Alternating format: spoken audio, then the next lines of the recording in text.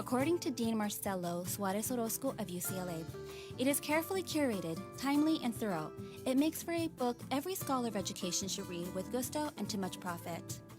Get your copy today at routledge.com.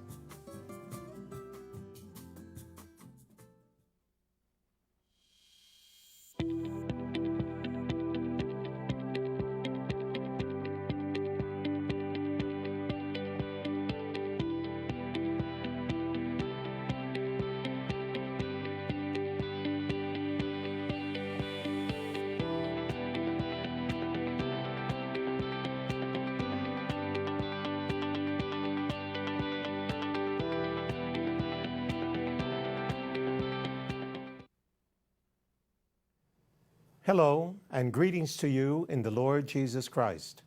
I'm Bishop Gerald Barnes. I want to talk with you today about a unique educational opportunity. The Diocese of San Bernardino, in partnership with Loyola Marymount University, will offer a local bachelor's degree completion program in theological studies beginning in January. For the first time, a Catholic university will provide an affordable pathway in our diocese for those who never finished college to complete their degree. Applications are now being accepted, so if you have started but never finished college, I want to encourage you to apply. Our diocese is overflowing with dedicated men and women at the service of God and the Church. While so many of our lay ministers have been blessed with various gifts and talents, many have been vocal about desiring a deeper and more formal knowledge of theology. They are looking for a practical way to finish a college degree. Loyola Marymount University is now presenting a unique opportunity to do so. If you are committed about serving in ministry and do not yet have a college degree, take the time to consider the Theological Studies Degree Completion Program. Beginning January 2018, Loyola Marymount University will launch a Bachelor of Arts degree completion program in San Bernardino for those who already have an associate's degree. Designed for working adults who wish to serve the Church, the program has an emphasis on pastoral ministry. Students will take varied courses such as biblical theology, history of theology, among others, while maintaining a consistent focus on how the study of theology informs the understanding and practice of pastoral ministry. Applications will be accepted from August 17th through October 2nd, 2017. Please call 310-338-2799 or send an email to crs@lmu.edu for more information.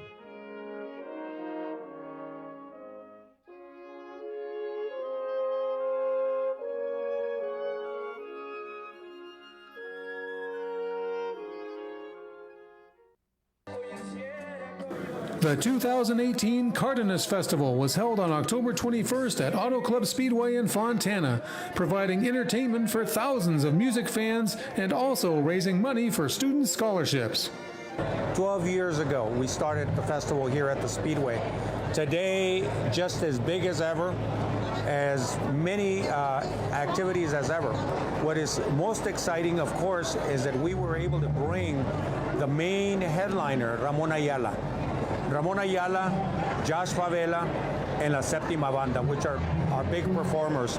We're very excited about today's event. I hope those folks that were able to come out and enjoy our event have a great time.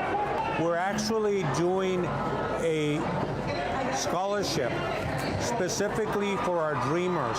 The Cardenas Festival is amazing. It's a great fundraiser, to raise money for our dreamers. We all come here, to make our dreams come true. We're the same as any other student. We have goals and dreams, and we just want to make them come true. I think this festival is amazing. I think it brings together everyone in the community, and it's a great way to support our community and to advocate for dreamers and to show everyone that we're all students and we're all community, and it's great that we're all helping each other and working as a family. The people who help shape the future, champions who became legends, and legends who created legacies. Where did they begin? Where do I begin? What path will I choose? Will my name grace the pages of bestsellers? Or will I partake in the realm of science and lend a helping hand in medicine? Will my voice be heard through music? Or will my visions be seen through colors painted on canvases instead? Will I lead to inspire others as those who take the stage?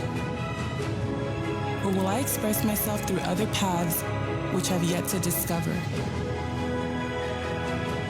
Whatever path I choose, my future begins here.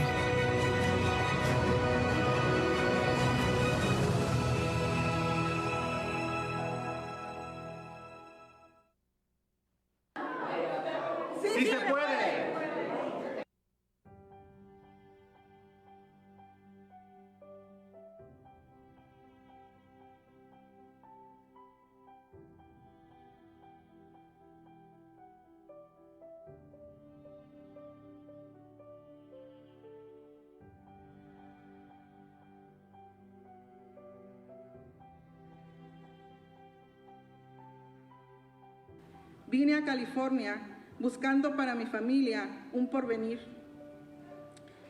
Y vi aquí una oportunidad para que mis hijos crecieran académicamente. Y por qué no, yo también.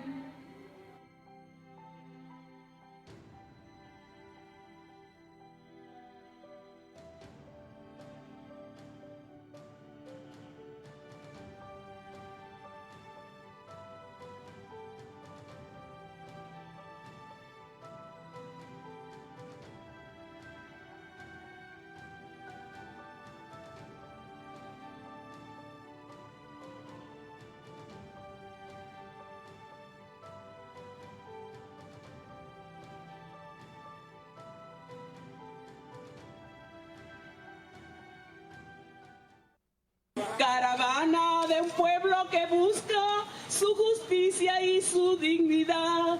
Pero acuérdate, acuérdate, acuérdate, raza mía, tienes que votar.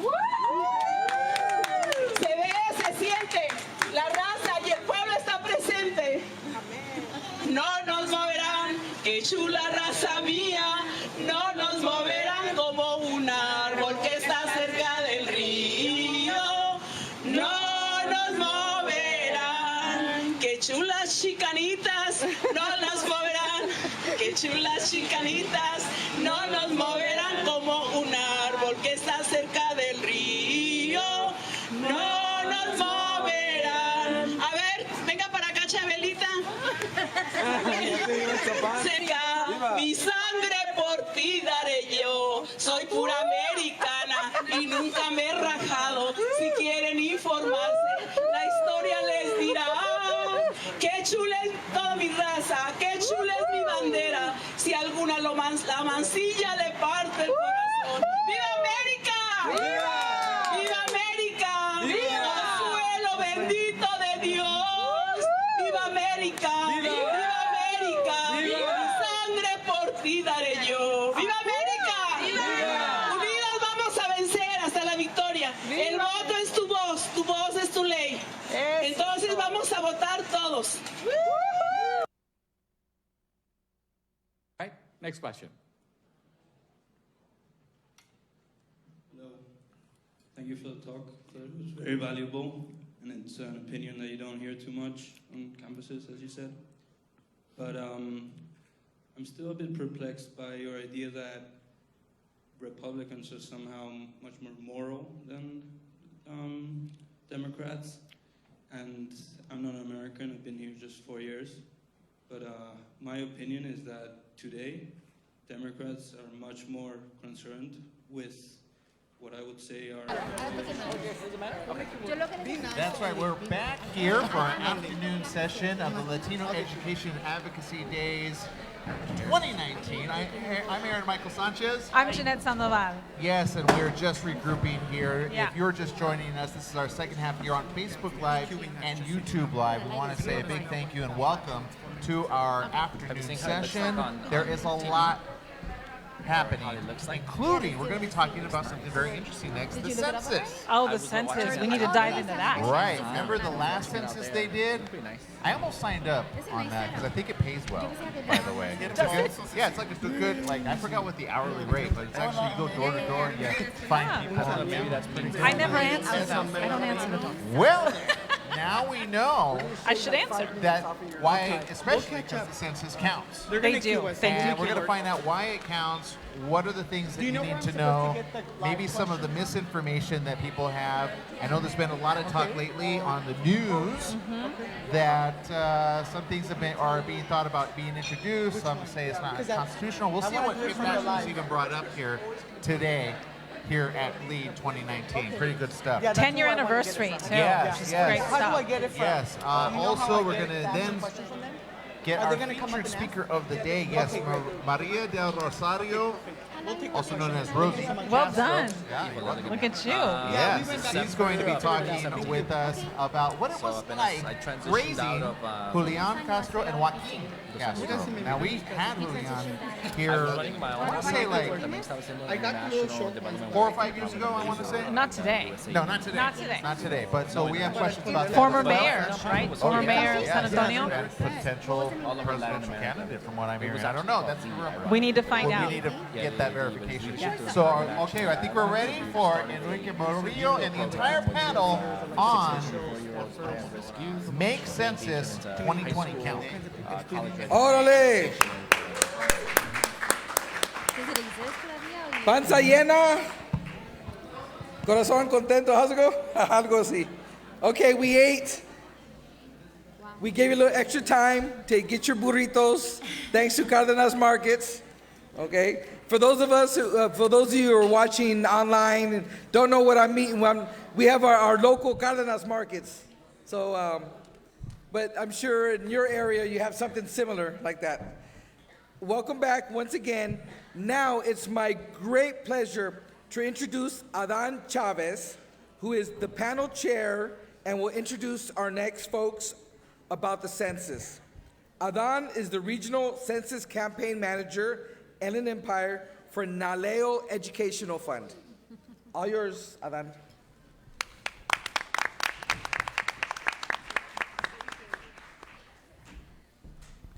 Thank you so much, Dr. Enrique Murillo. It's been such a pleasure to work with everyone here at LEAD, and you've been such an important part of that, so we really appreciate it.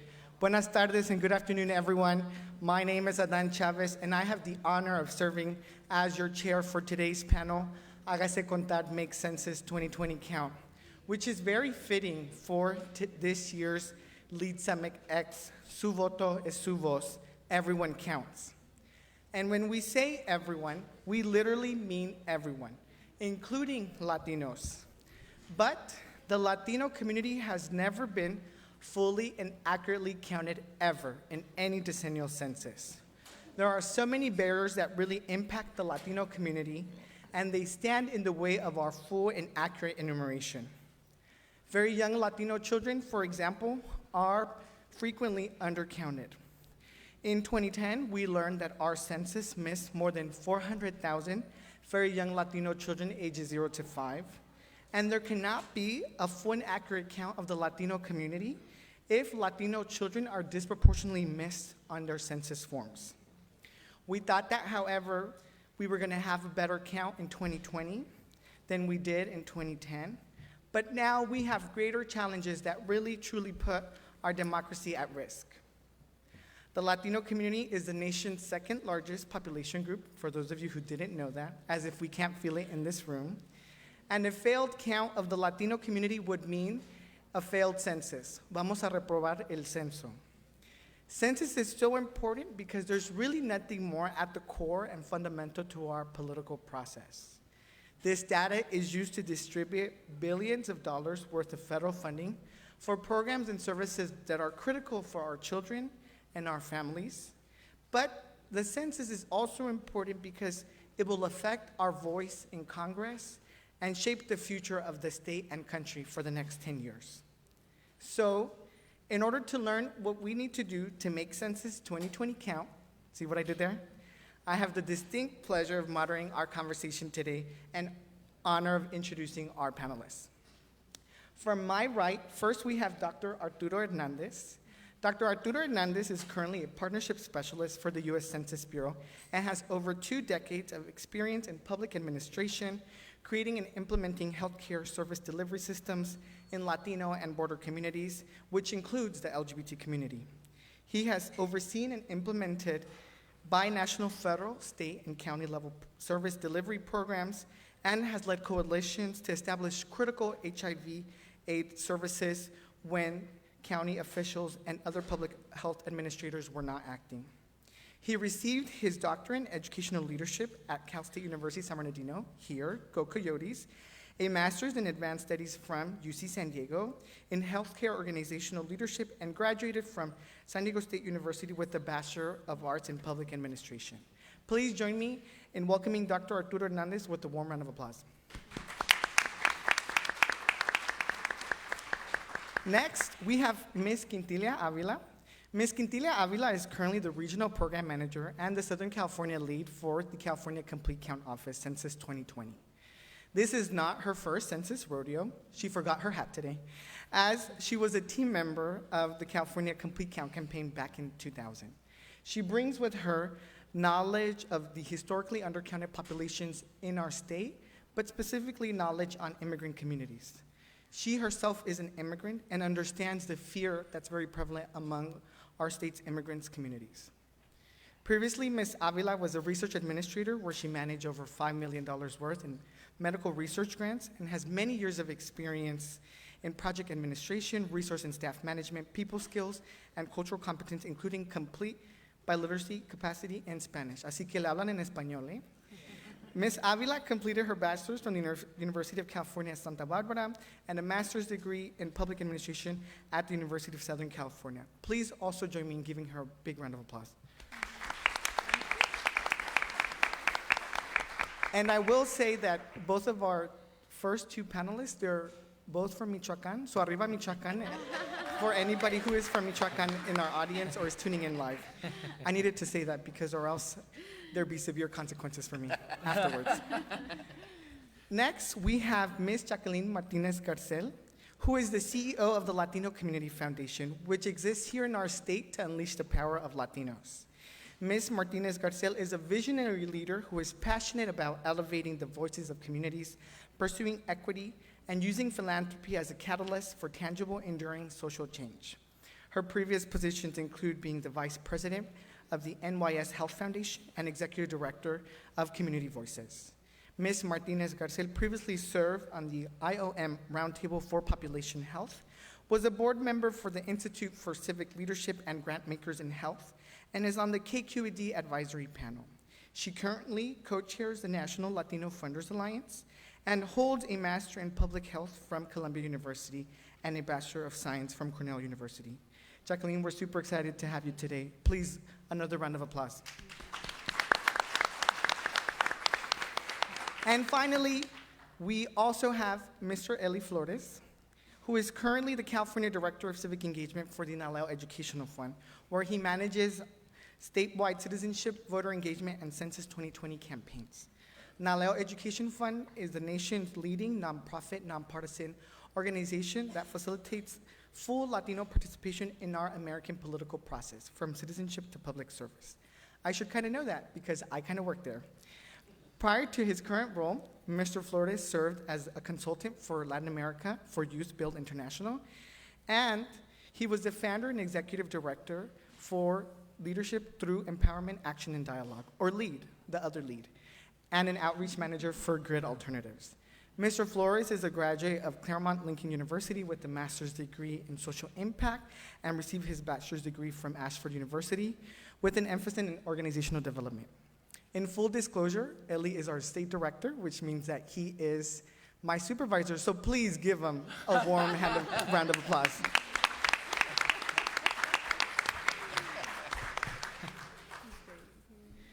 Great, with that said, we're gonna go ahead and get started with our conversation. And I'm gonna be nice to you, Dr. Arturo, and I'll have you start us off with a very easy question here this afternoon. Can you tell us a little bit about what the census is and what's the importance of it? Muchísimas gracias, Adan. I really do appreciate it. Good afternoon y buenos días a todos.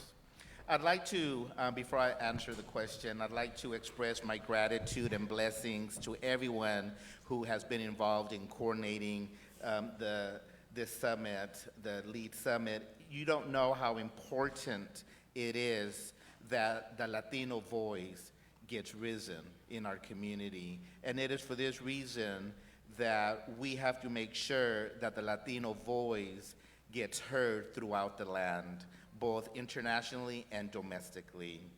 The 2020 census is coming, and it's going to count every single resident in the United States. The Census Bureau, we operate under a goal in which we want to count everyone once, only once, and in the right place. And the reason why I said that is because we want to ensure that we have a complete count. We'll go over some of the important reasons, the crucial reasons of why this is necessary to have a complete count. But before I go into that, I also want to make sure that I cover a little bit about what the Census Bureau has done in the past. This is not, as you know, this is not the first census, and it will not be the last census. We have to remember that the decennial census started back in 1790 under Thomas Jefferson, and we also have to remember that the census is required under the United States Constitution. So it is a right that we have to get counted. And since then, the census has been taking place every 10 years thereafter. We also have to remember that the United States Census Bureau is the federal government's largest statistical agency that's dedicated to ensure that we have accurate facts and accurate figures about who America is and America's people.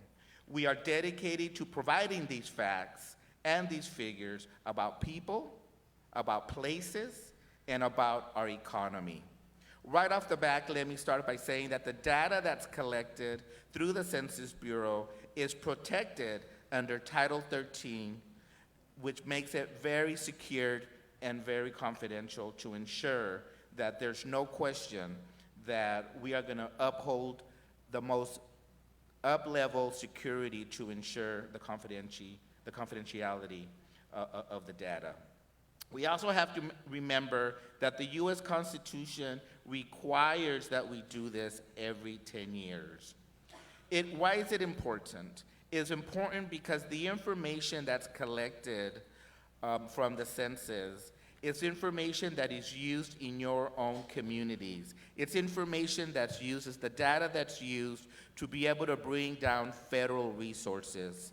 Federal resources that's driven by the data equates to more than $740 billion of the United States, of which $70 billion approximately is earmarked here that California receives. We also want to make sure that the communities that are writing grants, the nonprofit organizations that are writing grants, that they have a dependable source of data that is available at your disposal to be able to bring down those dollars. Because the dollars are very important. It not only, as mentioned before in other presenters, it not only decides the apportionment of where the lines are drawn regarding the local districts, regarding district boundaries, and also, as I said before, it's important because of the distribution of funds. So in 2020, what are we looking at as far as the U.S. Census is concerned, is that we are going to be implementing a new technology to respond to the census. It is the first time in the history of the census that we will be able to self-respond online, over the phone, or by mail. And of course, we encourage everyone to respond online. Having said that, we must put a priority to ensure that we reduce and even eliminate the digital divide.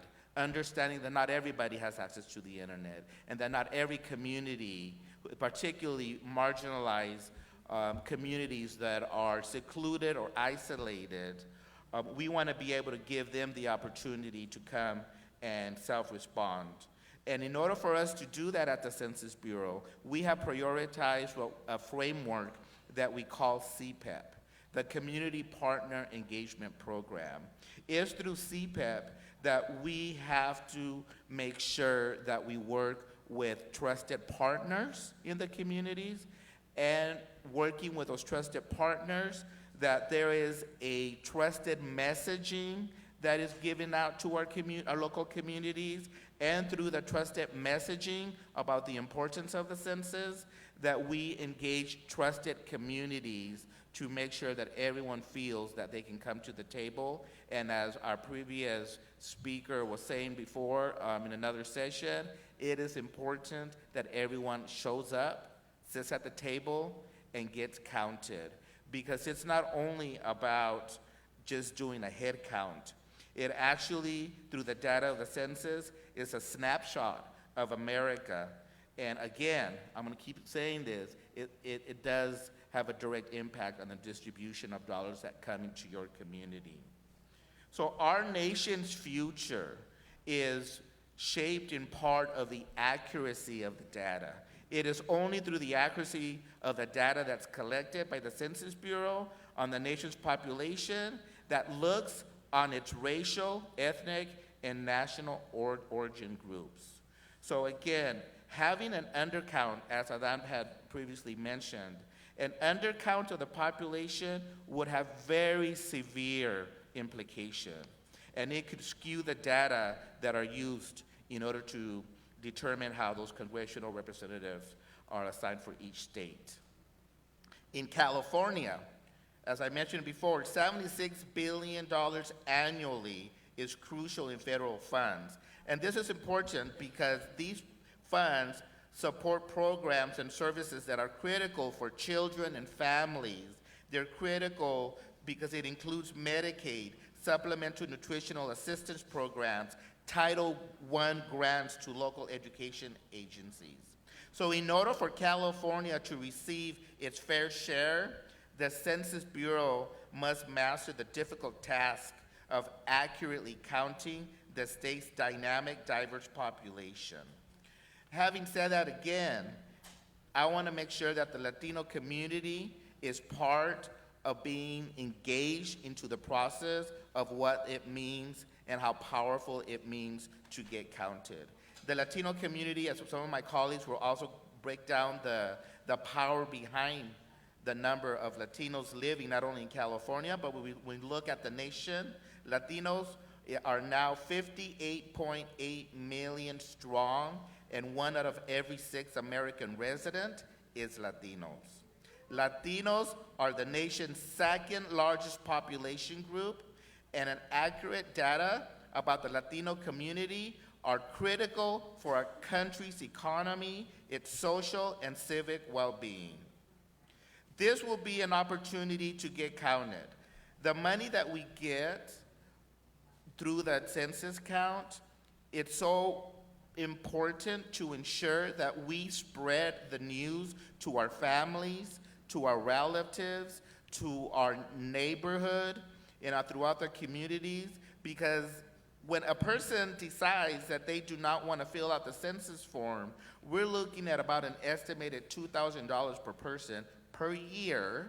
And remember, the census happens every 10 years, that money that will not be coming down to the local community. And that's money that we won't be getting back. So we have only one chance in 2020 to achieve a complete count. And we want every single one of you to be a census taker. Now, another operation that we're doing at the Census Bureau is that we're going to be opening up what we call ACOs, Area Census Offices. We already have one open in Riverside. We're going to open one in San Bernardino. We are hiring hundreds and hundreds of individuals to fill those positions. And there is a table outside that is from the Census Bureau. They will help you get onto to apply to some of the positions that are available. So if you or you know someone who is interested in working with us and help us ensure that we have a complete count, I strongly encourage you to go to the table out in the lobby and talk to the individuals. And I'll leave you with that. Thank you. Thank you so much, Arturo. And I smiled at some point when you were speaking because I know your colleagues at the U.S. Census Bureau, the recruitment managers here today, really appreciate that segue into the fact that the U.S. Census Bureau is hiring. They're looking for people who look like us, and there's no best trusted messengers than the people in this room, so I definitely encourage everyone to apply. But I think you're completely right, Arturo. What census data is used for is some of the most important things, power and money. And we know that in 2015, over $700 billion worth of federal funding came down to our states into critical programs that many of us depend on, from education to criminal justice to transportation. And that was funding that came to us because of census-derived statistics. I know here in California, we received over $70 billion worth of those funds. And our governors and elected officials here in the state of California have really set out such a strong commitment to engage in counting all Californians. And so to that end, Quintilia, I want to have you share with us why is the census important for California and what's at stake for our state. Thank you. So we in California are the most populous state in the nation. We have about 40 million people, and we have a large, hard-to-count population. So I want you to think about this. California has 40 million people. LA County has about 10 million people. The Inland Empire has about 4 million people. And 2/3 or 43 states in the United States have less populations than LA County does. So that means that 43 other states, or 86, if I did my math correctly, 86 senators have more power in the United States Congress than our 2 senators in California. So having everyone counted is very, very important, and as Arturo has just talked about. This is the biggest social justice movement because everybody needs to be counted. As Arturo and Adan has said, and our colleagues will talk about, it is about getting money back to our pockets. Just like every year you do your taxes in April, and some of us or most of us get a refund. This is the opportunity that our state can get our refund from the federal government. We get it every 10 years, and we only get it if people are counted. The message that I want you to take home with you, it's about money and power. This is what the census is, money and power. So money, every time people get counted, we get money for our schools, we get money for our health clinics, we get money for transportation, we get money for crime prevention. All the money comes back to California. And power, it means we have accurate representation in Congress because they get, as you know, we get more representatives in Congress based on how many people they represent. And if we were undercounted back into 2010, we also have a risk of losing 1 or 2 seats in Congress this year if we do not get an accurate count. And some of you may be thinking, this is 2019, why are you talking about the census? People who know how much this matters been talking about it for at least 2 years. So we want everybody to be up on the census train because we know that some people are like, I don't know what the census is, others are experts on census. So this is really your opportunity to become an expert and talk to your communities, talk to your abuelas, talk to your millennials, talk to everybody about the census and the importance of it. So here in the state, we have the California Complete Count. I am a staff member for the California Complete Count, and as Adan mentioned, this is not my first rodeo. I was part of the 2000 Complete Count Census campaign as well. In the 1990 we had a significant undercount, and that's why Governor Davis, back in 2000, formed the Complete Count Committee in California. Back then, 20 years ago, we had about $24 million to distribute, and thankfully for the governor and then the legislature, they allotted that money for us to do outreach and education. And to be clear, this is the U.S. Census. He is the federal census. They are in charge of enumerating. They're in charge of doing the counting and developing the questionnaires. I'm the California Census. We are making sure that we are educating people, we're doing the outreach, that we are reaching the right people at the right time, and making sure that they are knowing about the census and the importance of it, and that they should complete their census. So back in 1990, we had such a big undercount that they created the 2000 census.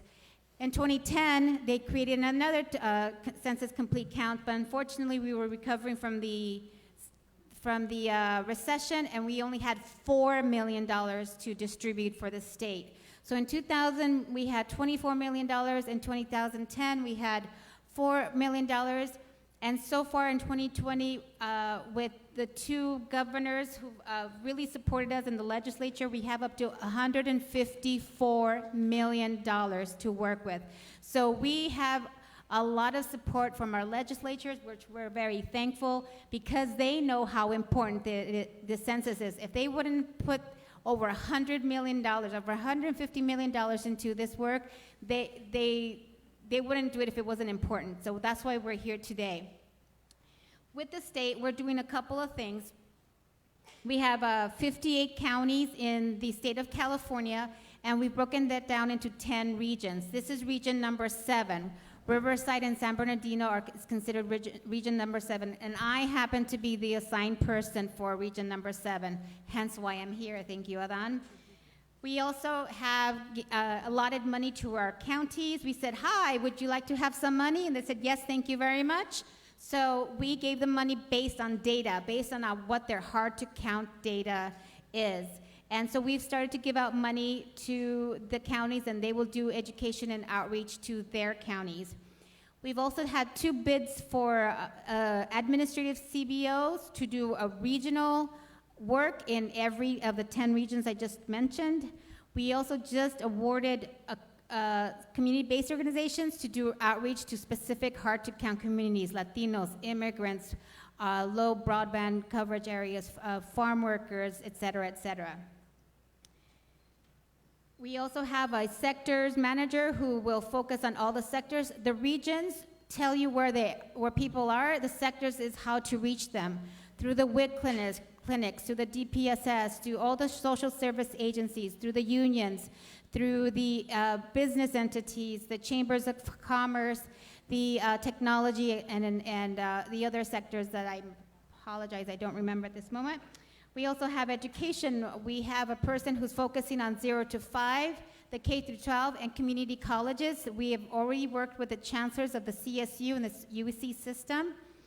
And for the first time, we have a language and communications access manager. We have, unfortunately, the U.S. Census will only have, the questionnaire will be only in English and Spanish. A hard copy will only be in English and Spanish. We have 57 guidelines for 57 languages, but that's not enough. California, or I think LA County, has at least 200 languages. So we need to make sure that we are reaching out to people in their languages that's linguistically correct and culturally acceptable. So we have, for the first time, someone who is monitoring that. And as all our contractors for this state, whether they are counties, whether they are ACBOs or CBOs, they are required to have a language and access plan. And even for those people who are disabled, who are deaf, who speak sign language and other disabilities, we also want to reach those communities, because those are hard to count as well. And I said I mentioned the counties and specifically the ACBOs and the CBOs, and as I think Adan has also talked about, these are the trusted messengers. We count, since the U.S. Census Bureau does accounting, we are giving the money to the people who are going to be the trusted messengers, who look like us, who sound like us, who know our culture, and we want that for all sectors and all hard-to-count communities. So it's really important that we are giving out the money to people who are going to be trusted messengers, because if I say it, I'm from the state, you may not believe me, but if someone from NALEO or another trusted organization, you will believe them, and we are trusting them that they will reach out to all the hard communities. I want you to talk to 10 people today about the census. Talk to them about what you learned today, and have them talk to them about 10 other people about the census. I want you to go onto our website, census.ca.gov. Please sign up to our constant contact list. You will get information about our webinars, our toolkits, and all the funding that's going out. It's very, very important that everybody gets counted, especially in California and here in Southern California, where we have a really large hard-to-count community. But I believe with everyone's participation, and I hope that we get the message out to you that the census is the biggest thing ever in our current day. Well, I know there's a lot of politics, but census is the most important thing that we need to work out now for next year, because as he said, if we have an undercount of 1 million people, you multiply 1 million times 2,000, right? 2,000 per person for 10 years. That's a lot of money that California will lose. So please, talk to 10 people about the census today. Thank you. Great, thank you so much, Quintilia. And you all have heard, we have homework right after this panel. So not only do we want you to speak to everyone and create a surround sound system of everything census, but there is also going to be a pop quiz. So we really want you to make sure that you're listening to all of the numbers shared, because we want you to become data gurus like us. So even if you are tuning in on our Facebook or YouTube Live, there will be a pop quiz. Don't forget it. Awesome. So I did want to highlight one important point that Quintilia did share with us today. Here in California, we can lose anything between 1 to 3 seats in our U.S. House of Representatives. That's 1 to 3 less advocates we have in the highest halls of our government that are really fighting for our best interests and our California values. And so in order for us to make sure we get that adequate representation, we need to fully and accurately count the hardest to count state. That's right, folks. Here in California, we have the largest groups that are considered hard to count. And so we really do have our work cut out for us. But with that said, since I did mention hard to count, we know that the Latino community, the same people in this room, the same people that we know, are considered hard to count. And I know Eli NALEO has been committed to making sure there's a full and accurate count of the Latino community. Can you tell us why Latinos are hard to count, and who in particular within the Latino community is undercounted? Sure. So I did hear there was a Michoacan shout out. Are there any Central Americans in here? Guatemala, Salvador, Honduras, anything? Damn, we're not even Maybe here. on the Facebook or YouTube Live. We are the hardest to count amongst Latinos. The Central Americans. I'm just kidding. Maybe. I don't know that data point, but we can find out. All right, so I want to start, again, my focus is really more about speaking on the Latino communities. So first, I think you heard our colleagues sort of allude to Latinos being the second largest population in the country, but we are the largest ethnic group in the country, right? That's number one. Number two, in California, we are the largest population, period. So I think it's time that we stop calling ourselves minorities and we start stepping into the power that we do have. I think that's number one, right? So in California, it'd be like, we are the majority, so don't call me minority any longer, right? I think that's important for us to start doing. And then, so Latinos, right? So we have been historically undercounted, historically in every census. There's never been a census in the history of this country where all Latinos have been counted. In 2010, there was an approximate 3 million Latinos that were not counted in the census. That's a lot. That means that there's fewer resources for our community. That also means that's fewer representation for our communities at every level of government as well. So we got to keep that in mind of what it means when we miss people in the census.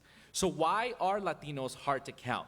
I'm going to focus on 3 things. Number one is language barriers. We know that a third of Latinos, which is about 31%, speak English at a less than very well level or have low English proficiency. As you heard, right, the paper form will be only provided in English, Spanish. The problem is that a lot of the outreach that comes out of the federal government is many times not in a language accessible way for us, which is why it is important that community organizations that speak the language and also media partners locally and even nationally that can convey the message of the census is going to be important to convey that in the language that our Latino communities actually understand. So that's one of the reasons why Latinos have been historically hard to count. Second is poverty and housing.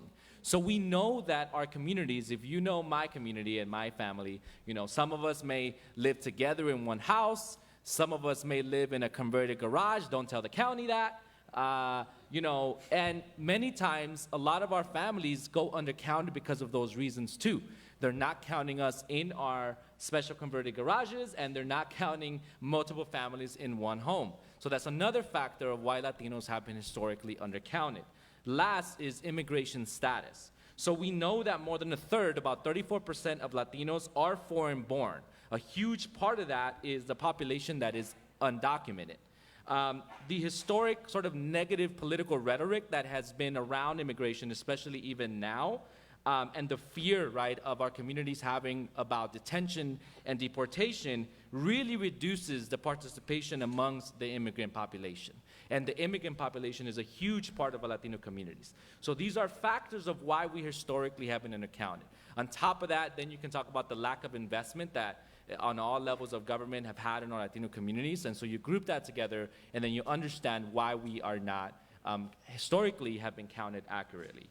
I do want to put an extra focus on the undercount of Latino children. So Adan spoke about this earlier. 1 million children were not counted approximately in 2010. Out of the 1 million children, 400,000 were Latino children. The majority of Latino children that weren't counted were actually here in California.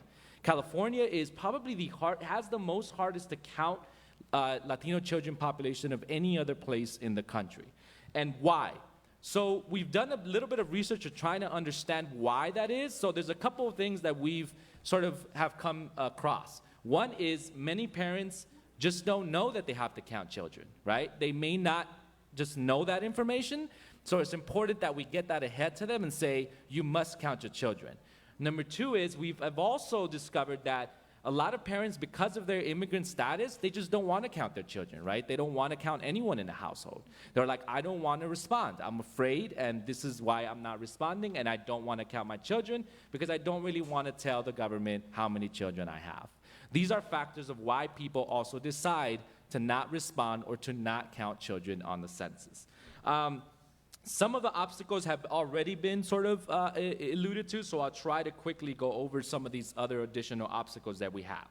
Number one is there's a big emphasis on the Census Bureau that they want everyone to try to respond via internet. The internet is still not fully accessible across all of our Latino communities. Yes, we might have a phone, but just barely my grandma and my mom learned how to use Facebook. I still haven't accepted their invitation, as many of us do, don't lie. I know you don't also accept your mom too. I don't want her to see my memes, but anyways, so we don't, we're just barely getting around to trying to respond to things via internet. So the internet's going to be a factor for our communities. Other thing is confidentiality, alluded to as well, right? There's a fear of what this information and where it goes, but again, it is protected, right? So we have to tell our communities that it's protected. 3 is the addition of the citizenship question is a major factor of our immigrant populations having a fear of responding to the census. Now, there is an opportunity, and we do have challenges, but it does not mean that there is an opportunity for us to be successful this time around. Number 1, right, we've done research. And part of our research amongst our Latino communities and our focus groups is telling us that Latinos, for the most part, still have a positive view of the census. That is a good thing for us. Number 2 is we understand, right, that Latinos care a lot about programs that affect children. That includes education, healthcare, and food. So if you're going to be talking to parents about counting their children, you must include these type of programs and how the census money really goes into helping those programs out. If you are someone who speaks on behalf of children, if you are an advocate, if you are a teacher, if you are a nurse, if you are a doctor, you are amongst the most trusted messenger in the Latino community. You need to step up and you need to speak to folks about the census, because they will trust you, with all due respect, more than they would trust an elected official. Straight up. So you need to help us on that messaging part. If you are a child of Latino parents, how many here have Latino parents? Yeah, pretty much everybody, right? Help your mama and your dad fill it out. Seriously, go to their house, help them fill it out, help them get on the ball. You are also crucial to this to this work. If you are a student who is housed here at CSBU, remember that you must also be counted. Just because you are here at school does not mean that you should not be counted. So you should remember to tell your parents, hey, count me on that form too, because I am still in the community. Lastly, I just want to reiterate, we do have a campaign at Naleo Educational Fund, which is Hágase Contar.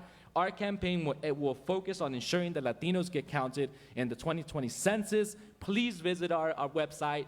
Please check us out at hagasecontar.org. We would love to work with you and work with any community members who want to make sure that we get accurately counted. So with that, I yield my time. Thank you. Great, thank you so much, Ellie. And he brought up such a key point. Everybody in this room really does have a role to play. We can't do this work alone, and all of us are well positioned to be doing this work. And I know there's also been organizations like NALEO and the Latino Community Foundation who've been providing key leadership on everything census. And since I know, Jacqueline, at the Latino Community Foundation, you all have been keeping up with the most recent census issues. Can you tell us about what are some of these expected changes being proposed to the census and what that can mean for the Latino community?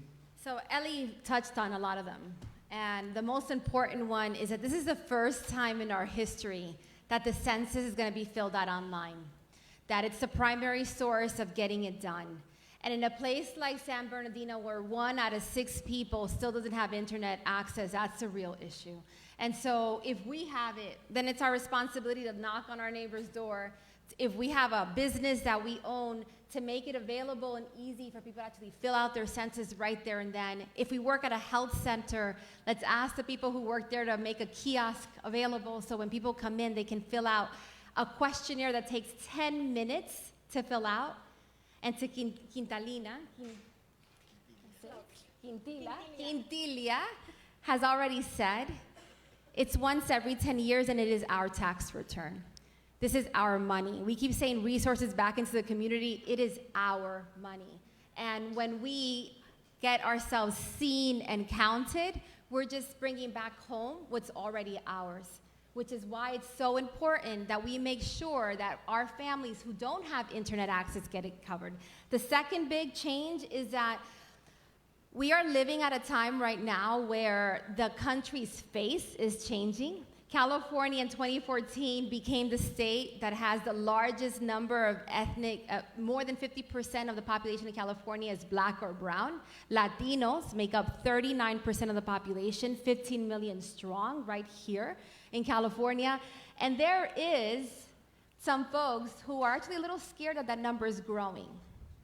And there are less field offices, there are less people out there that are going to be doing the count. There's less money from the Census Bureau this year. So it's really upon us, upon our communities, upon our community organizations and our leadership to ensure that we have the people trained and ready to get our neighbors, our friends, our family members counted.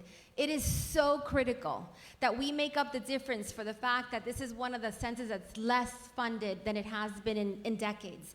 At a moment in time where the country's experienced the biggest change, seismic demographic change. It's like the whole country is changing in terms of what we look like. And this census in 2020 is going to be the most consequential one in our history, in our time. The last big change that's being talked a lot about these days is the citizenship question. I know many of you had heard about it. It is still being fought in the courts. Both New York and California have actually said in our courts that this is not a constitutional question, that it is that the United States put the census in our Constitution because it is the right of every single person to be seen and to be counted. It is about our existence in this country. That's what the census is all about. You see, su voto es su voz. Bueno, the census, that's about our existence. That's the fact that we're here, right? And when we fill out that census, it actually brings to light how powerful we are. The citizenship question, in a moment in time where immigration federal agents are really creating a sense of fear in our community, the fact that this question is being introduced at this moment in time begs the question of what is it? Do they really, is it more fear? Like, what are they trying to do? Prevent us, right? The only way that we can actually go against that is by counteracting it and filling it out and saying, no, I'm not afraid. I am here and I'm going to be counted. That citizenship question, we still also have the opportunity to keep fighting it. And it really is up to our congressional leaders to ensure that that question does not get added into the census. It hasn't been added since 1951. It doesn't belong in the census. And at this moment in time, in this political climate, there are other hidden agendas as to why that question is there, even being proposed. So those are the three things that are going to be different about this census. What I can't stress enough about this conversation is that this is about power and money, right? So the money, it's annual. When we say $70 billion, that's on an annual basis. So take San Bernardino, for example. There are over 217,000 residents here. There are 10 high schools and over 20 health centers. If we all want to open up a new high school or open up a new health center, you know what it depends on? On the results of that 2020 census. If we want a new hospital to be opened up for, it depends on that 2020 census. If we need a new bus line to take our mothers and our grandmothers to their places of worship or their places for the health center, it depends on the 2020 census. If we want our kids to receive a lunch in their schools and be counted among those children, it depends on that 2020 census. Everything that we care about for our families, the opportunities in our schools, to Ellie's point, the health services that we have access to depends on that 2020 census. And just gonna keep pushing that message along because it's really upon us to actually counteract the fact that there is a little bit of a conspiracy theory going on right now that may not want to realize that we are a country that is changing and that Latinos are the growing majority, not only in the state, but in this country. Thank you so much, Jacqueline, and you're completely right. That is at the core of our message here today, is that everyone needs to be fully and accurately counted because that is our right. And regardless of what happens with the citizenship question, even though we've seen, based off our research, that the addition of the citizenship question can depress census completion rates, we really need our congressional leaders to step up to the plate and act. Regardless of what happens, we know that this data is protected, confidential, and private, and we're gonna have organizations like NALEL, like the Latino Community Foundation, that are gonna keep fighting to make sure we have a full and accurate count of all Latinos. With that said, we've unfortunately run out of time. We could talk about census all day, as you can tell. We've unfortunately run out of time, so we won't have any time to be able to take some of your questions here today. Definitely connect with us outside of this panel. Our panelists here today have provided critical contact information so we really can keep this discussion going. I do want to take this opportunity to thank all of our panelists, thank all of our audience members, whether they be in person or in Facebook or YouTube Live. We are about 1 year away from Census Day, April 2020. The time is ticking, and we only have one chance to get it right because there's only one census every 10 years. If you didn't fill out your form in 2020, you won't have a chance to fill it out in 2021. So it's important, right, that we get it. It's important that we get it done right the very first time. Please visit our website at nalel.org, diagonal census 2020, and let's make sure to make census 2020 count. Thank you so much, everybody.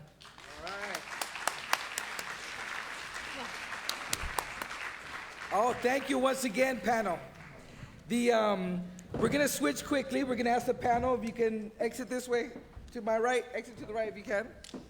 We're gonna send them your way, so you guys take them from here.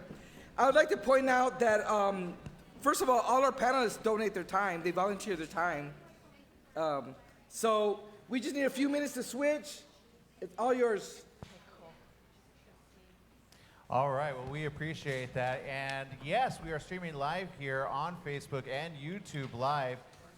And everybody around me all of a sudden, yeah, woke up over here, huh? Yeah, I see. Oh, very, very attentive all of a sudden. But so I'm actually, my phone is actually down right now. So does anybody have a phone I can check out here? Can I check out your phone? Oh, he just hid his photos here. What photos, huh? Yeah, exactly. What photo? What's your name? Fermin. Fermin Jaramillo. Are you on Facebook, Fermin? No, I'm not. Are you on Instagram? Nope. Do you have email? I do have email. Oh, that's good, because if you copy the link from ours, then you can email to everybody, so you're not helpful. Okay. We have someone over here I've been seeing. She has 2 phones. She has 2 phones. What's your name? My name is Anne. Anne. I like you, Anne, because you're on Getting Spherical, which is completely not what we were talking about today, by the way. Yeah, that were you kind of checking out some other stuff while we were? Yeah. Speaking of multitasking, do you Facebook? Yes. Sorta, kinda. Sorta, kinda. Okay, so if we can get Anne here, could I have you stand up, Anne? You're you're my helper for the day. So my phone just died, by the way. Dr. Hernandez, and then your name. So I need some, juice on mine. But quick question, can you go into your Facebook really? Icon is? I don't think I have it on my phone. No Facebook. You don't have Twitter. No. You don't have email. You have LinkedIn. Yeah, I do have one. That's good. Okay, you're also not helpful. All right, so moving on. Oh, let's see. I think, anybody here have Facebook here? Yeah, of course. This is the generation that has Facebook, right? Okay. Let's see. What's your name? I don't have Facebook. You don't have Facebook. Okay, not helpful. We'll get somebody here. Do you have Facebook? I think they're just saying, oh, wait. Oh, somebody has Facebook. Okay, we came back over here. You have Facebook? Yes. That's right. We're friends on Facebook, aren't we? Stand up. We're hiding over here. Okay, so there's a reason I need you to go to Facebook really quick. All right, are you following the Latino Education Advocacy Days page? I've been adding pictures to that. You've been adding pictures. Oh, okay, perfect. All right, well, we're going to use you anyway, even though technically you're a cheater.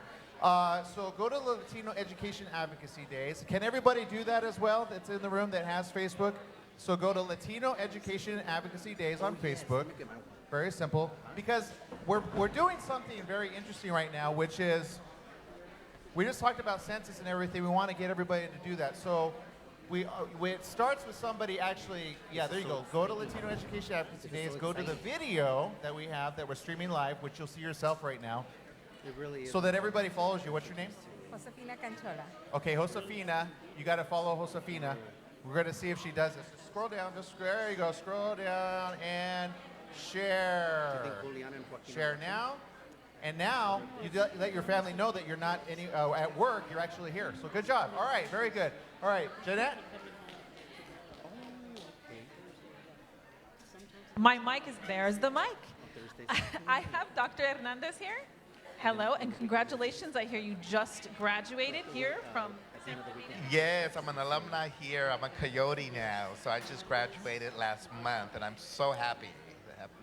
So exciting. Well, congratulations to you. And we have here, this is Adan. Thank you for being with us here. Thank you so much for having me. We were super excited to be able to moderate our panel discussion today, and we hope that people have some real key takeaways to take with them today. What are you guys excited about the most today? I think for me, the most exciting part about today is just the passion and the dedication of everyone who's participating in the LEAD Summit. It's unbelievable. If you have not been here, I strongly suggest that you're here next year. You don't want to miss out. This is one of the largest, if not the largest, Latino convening in California, actually. And here in Southern California, I look across the room and I see familia and I look at everyone's faces. I see the passion in their faces. We just got done talking about the census and the importance of having everyone become a census taker. I see everyone here participating and giving nothing but positive outcomes and comments about the importance of getting counted. Absolutely, and I was actually admitting to everyone that I never answer my door, and now I'm going to answer my door. This is very important. Thank you both for joining us to chat. Aaron was out in the audience getting some Facebook people to interact. It's so important that we bring more and more people. Are we ready to? Okay, we're going to toss it back.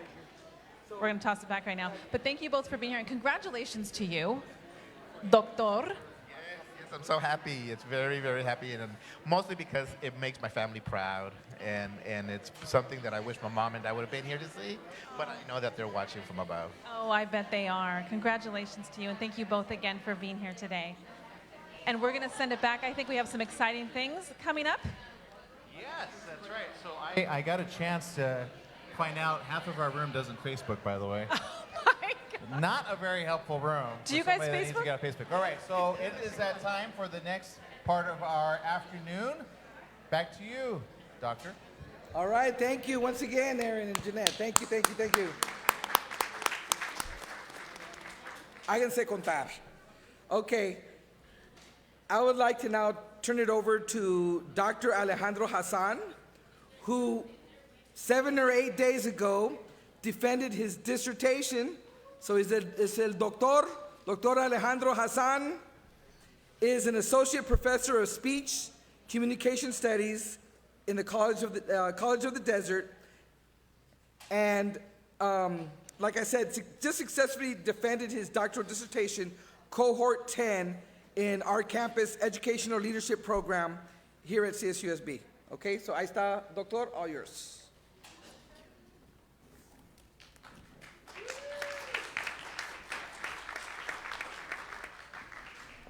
Buenas tardes. Good afternoon. It is my sincere honor to introduce our next speaker. Maria de Rosario Rosie Castro is a civil rights activist and educator from San Antonio, Texas, who has been involved in several prominent groups, such as the Young Democrats of America, the Mexican American Youth Organization, the Committee for Barrio Betterment, and the Raza Unida Party. She is the mother of former San Antonio Mayor and U.S. Secretary of Housing Julian Castro and Texas Congressman Joaquin Castro. Growing up in the San Antonio barrio, a low-income neighborhood on the west side, Castro cited the beginning of her interest in social justice in witnessing the racial and economic boundaries that affected her family, especially her mother. Her mother, a Mexican immigrant who reached the 4th grade, cleaned the houses of the affluent in Alamo Heights. As a young girl, Rosie was struck by the remarkable differences: the streets and drainage, the sidewalks and schools. The inequities she observed in her youth inspired her social activism in college and beyond. Rosie first worked as a volunteer for Lyndon B. Johnson's 1964 presidential campaign, and later she joined the Mexican American Unity Council and helped to organize the organization's boycott of the San Antonio Savings Association. With a scholarship from her valedictorian title and other financial means, she successfully enrolled at Our Lady of the Lake University. As a student at Our Lady of the Lake College, she joined with the Catholic Youth Association and organized the Young Democrats. In 1971, she became one of the first Chicanas to run for city council.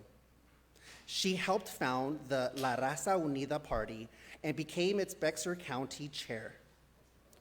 Rosie was also active during the Free Angela Davis campaign of 1971. Castro received a master's degree in public administration from the University of Texas at San Antonio and worked at Palo Alto College, where she served as interim dean of student affairs from 2008 until she retired in 2013.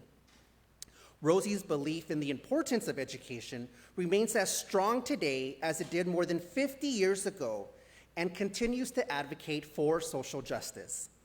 She is an accomplished community activist, a published poet, and a tireless advocate for voter registration, for better political representation, and for better city services, particularly on the west side of San Antonio. She is also involved in national organizations such as Latinas Represent, the Texas Organizing Project, and AARP. In 2015, she was elected to the San Antonio Women's Hall of Fame, and in 2017, she was awarded an honorary doctorate from Our Lady of the Lake University. But she is perhaps best known for supporting the political aspirations of her sons. Both Joaquin Castro and Julian Castro have cited Rosie's activism as the foundation for their political careers. Rosie took her sons to political rallies and instilled in them a desire to serve. Julian delivered a moving tribute to Rosie during the keynote address at the 2012 Democratic National Convention. Quote, "My grandmother never owned a house. She cleaned other people's houses so she could afford to rent her own. But she saw her daughter, Rosie, become the first in her family to graduate from college. And my mother fought hard for civil rights so that instead of a mop, I can hold this microphone." Please join me in welcoming our speaker, Rosie Castro.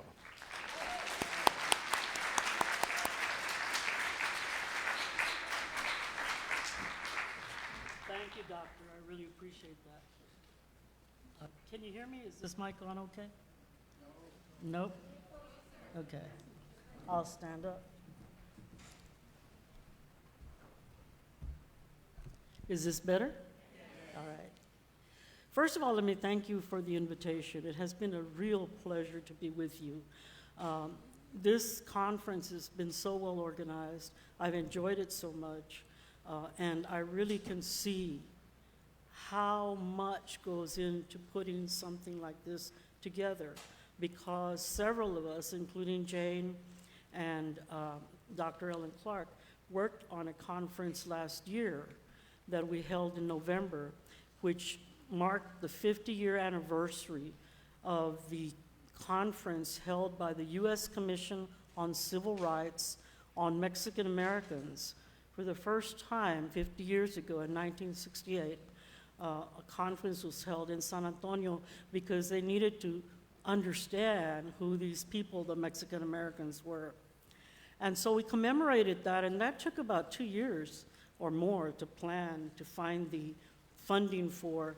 We were fortunate to have Our Lady of the Lake support us, but it was a really incredible endeavor and a difficult one.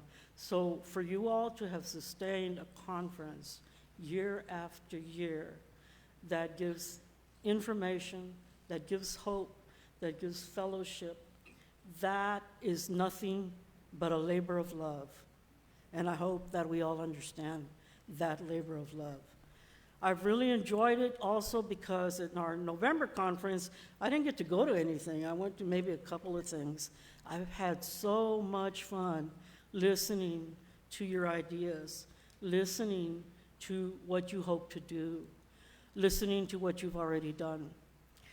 I'm envious, frankly, and you have to live in Texas to understand why. When Alex talked about being able to vote anywhere, being able to have same-day voter registration, being able to have all the things that you have around voter registration and voter engagement and actually voting, I mean, I'm totally envious. We still have to prove when we go to vote that we are who we are. And a few years back, there was such confusion that they asked even for 2 kinds of proof. And in Texas, you can prove who you are if you have a gun license, but you can't prove who you are if you have a student ID. And to me, that is so ridiculous. I mean, it is beyond ridiculous. So I really congratulate you for the things that you have managed to do in those areas. And you know, in Texas, if you know anything about Texas, you know that there's a party over there that likes to use California as the boogeyman. And so anytime they want to put down a politician or scare people about him or her, they say, they're trying to make us like California. That's the ultimate insult, right? But I gotta tell you that there's so many things that you've talked about today that I really wish that we could have in Texas, and that I'm sure one day we will have in Texas. It's just a matter of time now. Because like you, our population has grown immensely. The problem that I think we see across the way has been that although we've grown immensely, and even although we've registered immensely, we're not voting immensely, not in proportion to the strength that we have and that we should be at. In San Antonio, we just had a state rep election because someone moved on. And I had predicted, we had a young lady run. I said, you know, I think you can win with 2,000 votes. And there were about 6 people running. Sure enough, it was a little bit over 2,000 when they went into a runoff. I figured, oh, we're gonna be able to win this thing with 5,000 votes. And sure enough, it was about 5,000 votes all total. That is about what I have on Facebook. That's a number of people that probably have more on Twitter and Facebook.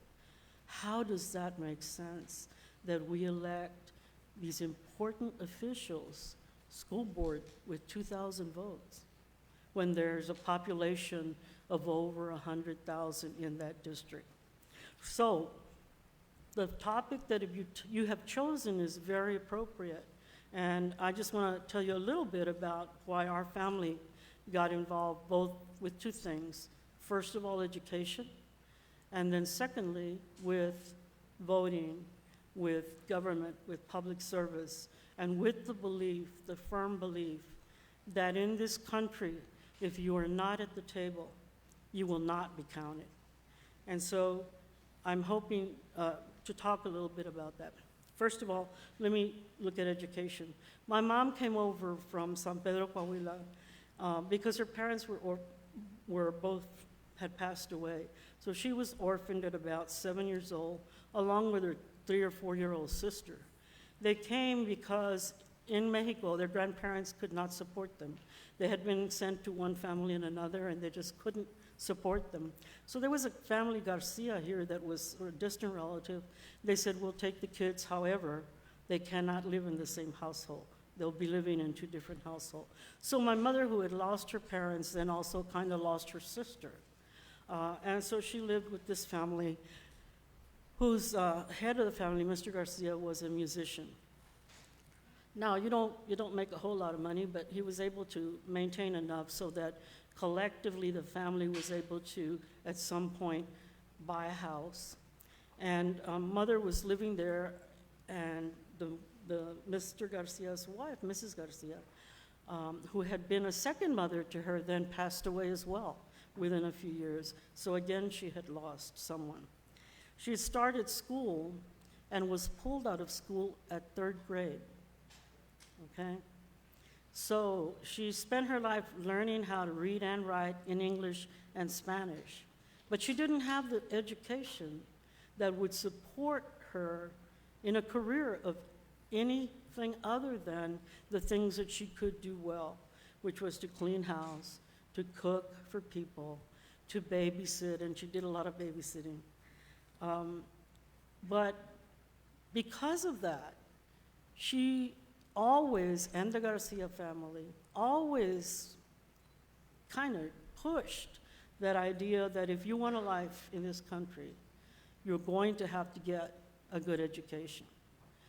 And so fortunately, they really sacrificed to ensure that I went to a school for 12 years, Catholic school, named Little Flower.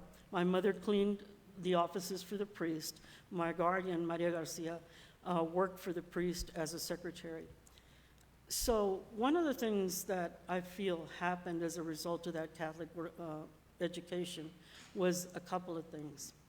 One, after going to church for 6 out of 7 days of the week, I learned all about social justice.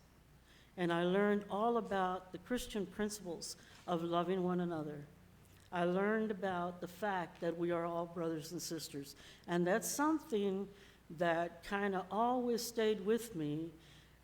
And so that you would question, well, if we're all brothers and sisters, why is it that some people, because of the color of their skin or because of the language they speak, don't seem to have the same rights and privileges, don't seem to have the same resources as everybody else? Going from Little Flower, I then was able to get a LULAC scholarship. I know our LULAC president is here. And also a scholarship from Our Lady of the Lake. And I was very, very fortunate because one of the things that I learned at Our Lady of the Lake, and let me shout out to Our Lady of the Lake because I think they're tuned in today.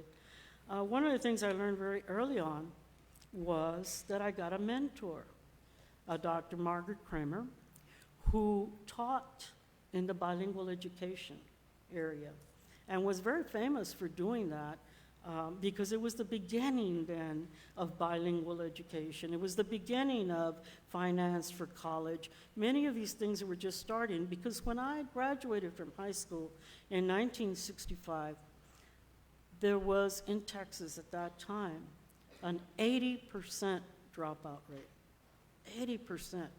Said another way, 20% of us were graduating. The college going rate in 1965 was 4%. 4%. Okay? So I'm coming from a time that Alex didn't exist.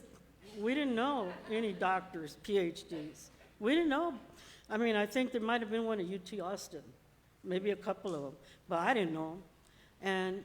And so it makes me think about that many years later in the 80s, I found a quote by a German philosopher, no less, Goethe, that said this: "Go as far as you can see, and when you get there, you'll be able to see further." And I think I took that to heart. And I think it's something we should all do. That Alex told me the story too, that, you know, he didn't necessarily think about that PhD originally. But there was a professor, there was a teacher, there was someone who encouraged. There were some people that said, you can. And it's those people, you people, that have created the kind of community that we have today in many ways. I know that there's a number of bad statistics that we could quote. They're there. But there's a number of good statistics too.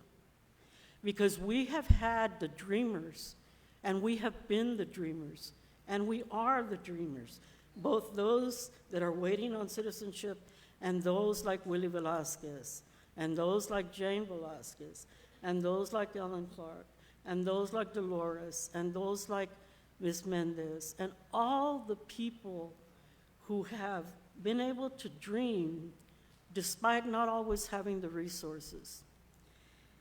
And so one of the things that I think has been very important for us is that early on, I came to understand that without the educational process and without the help of others, we were never, as a family, going to be able to lift ourselves out of the poverty that we were in. My mom used to work for 3 Anglo women in Alamo Heights, and as a kid, she would drag me with her. We had to take several buses to get down there. And I can remember one of the first times this happened, we walked into one of the houses, and we were in the kitchen, mother was cleaning or whatever, and she opened a pantry. Well, I never knew what a pantry was. This pantry was a room full of food, and I could not believe that. There was no concept in my head of a room full of food anywhere. And so it was things like that that made me wonder, why is it that some people had a room full of food and other people had no food? In San Antonio, during that period of time, one of the national stations had done a study of hunger in several areas in the country. San Antonio was one of those that was studied because we had some incredibly bad numbers when it came to deaths of infants who died because of malnutrition or no nutrition. San Antonio, at one part in our history, had been almost a capital of tuberculosis. We had a special hospital with little huts where people were put because of tuberculosis. San Antonio was where Eleanor Roosevelt came and saw the deplorable conditions that Mexicanos lived in and went back and told Roosevelt, her husband, you have to do something about housing in this country. And so San Antonio had one of the first housing authorities.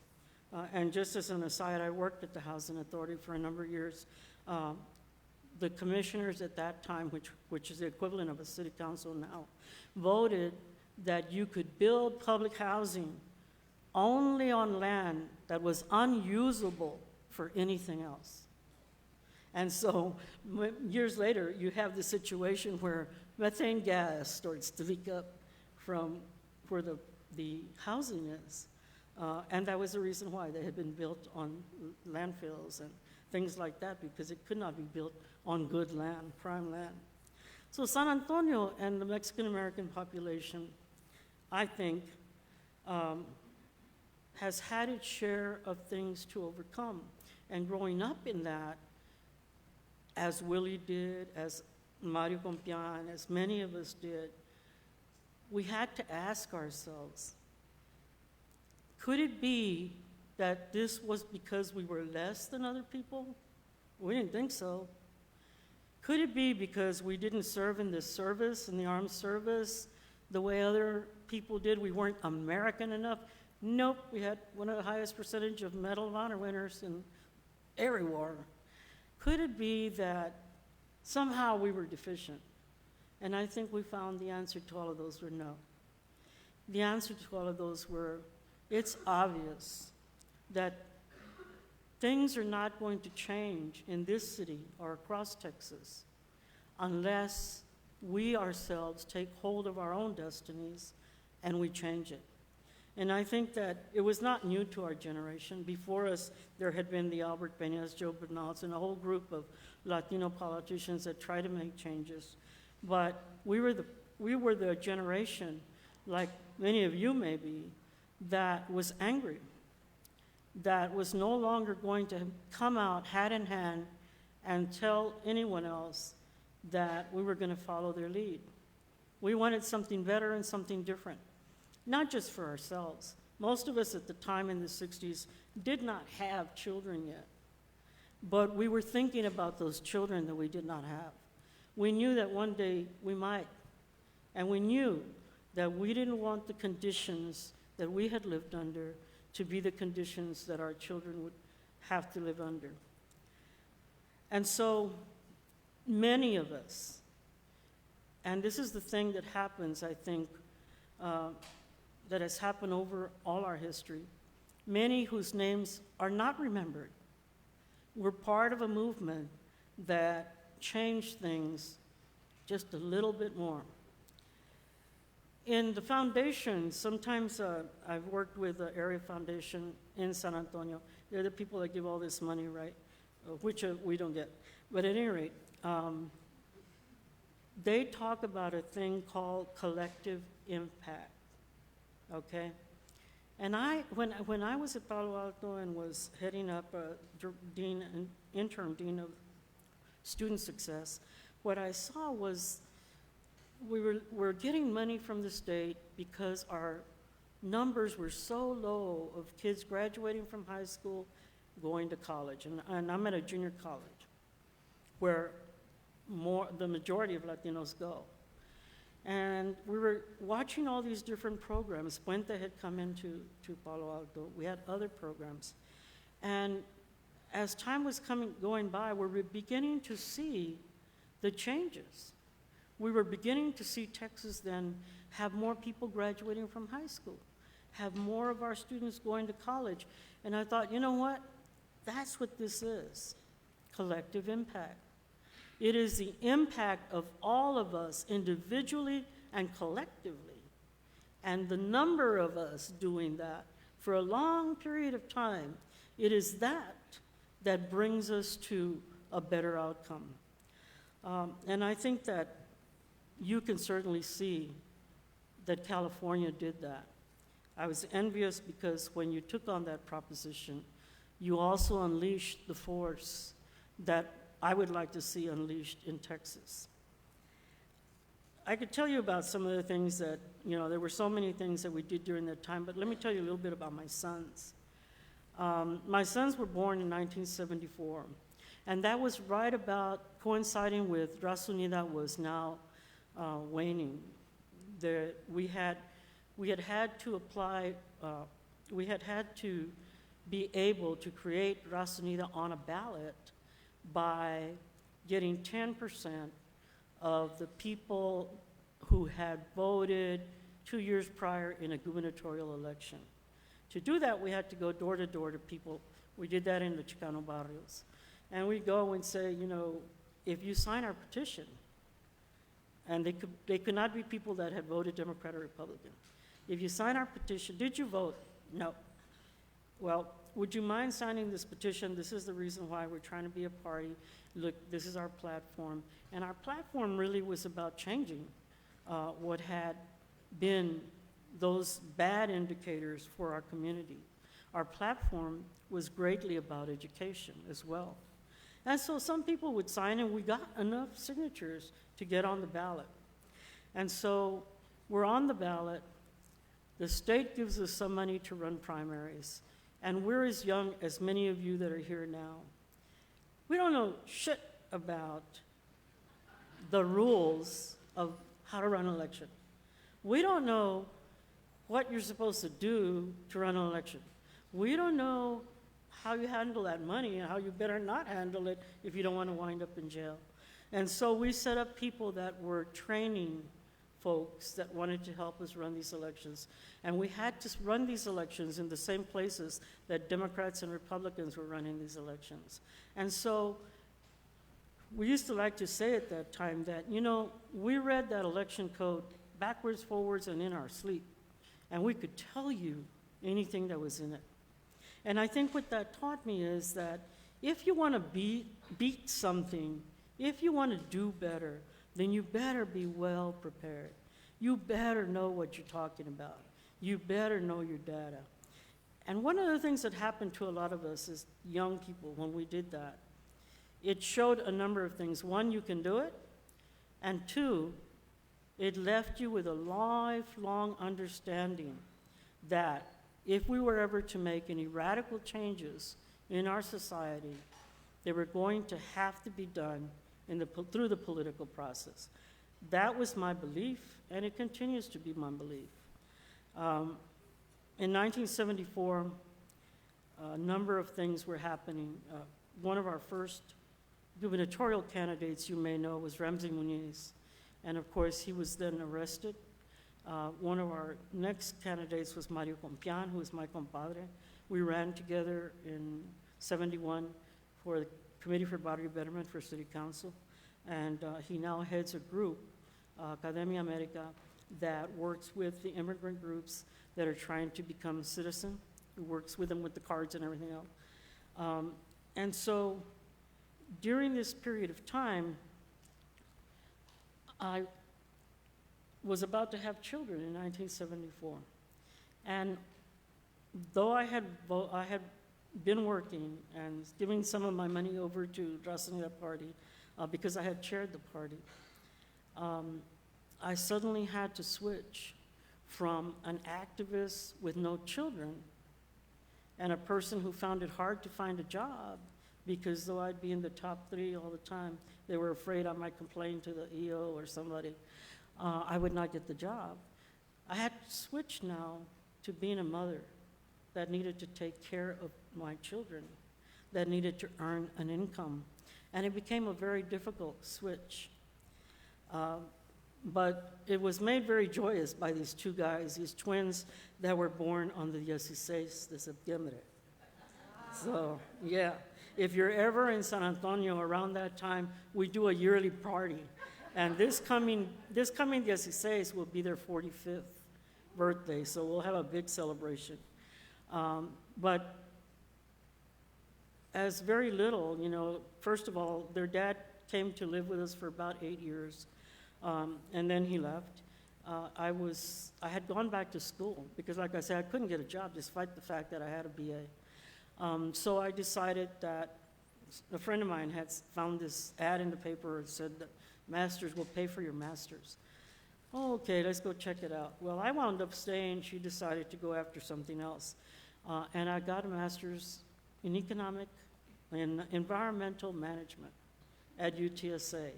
Nobody at that time knew anything about environmental management, and they now call it public administration.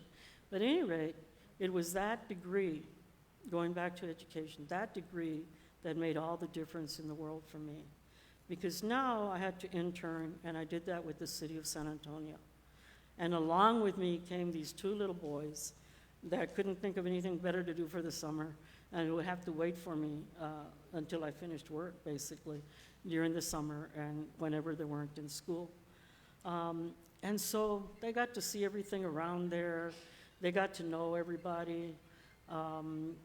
And whenever I had chances, then I was involved with healthcare issues, with women's issues, with domestic violence, with a lot of other things, and with campaigns. And so I dragged these guys to give my mother a break because she took care of them. I dragged these guys everywhere, and they hated it. They would play football, they would do whatever, that they hated having to be doing all these things. And I thought, well, you know, maybe it's not fair, maybe it's a punishment.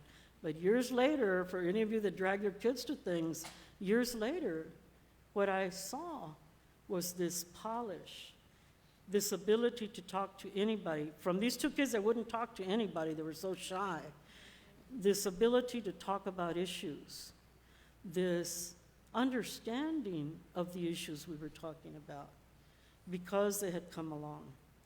And I know Julian especially always says, you know, when they got to college, the last thing on earth they ever wanted to do was to follow public service, being elected, none of that.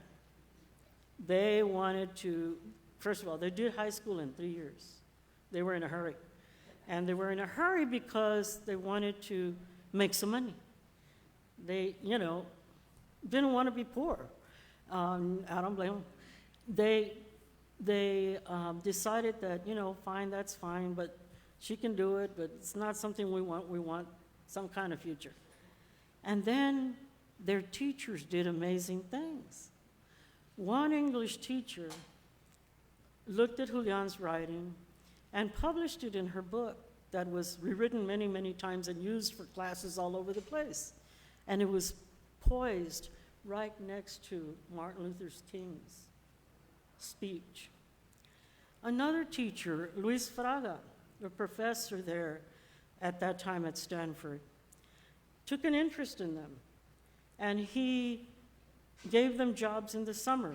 He wrote a book on single-member districts, and he had Julian and Joaquin take a little tape recorder and interview all these elected officials in Houston, Dallas, and San Antonio that had been elected under single-member districts, because we didn't used to have single-member districts. When I ran for council, it was at large.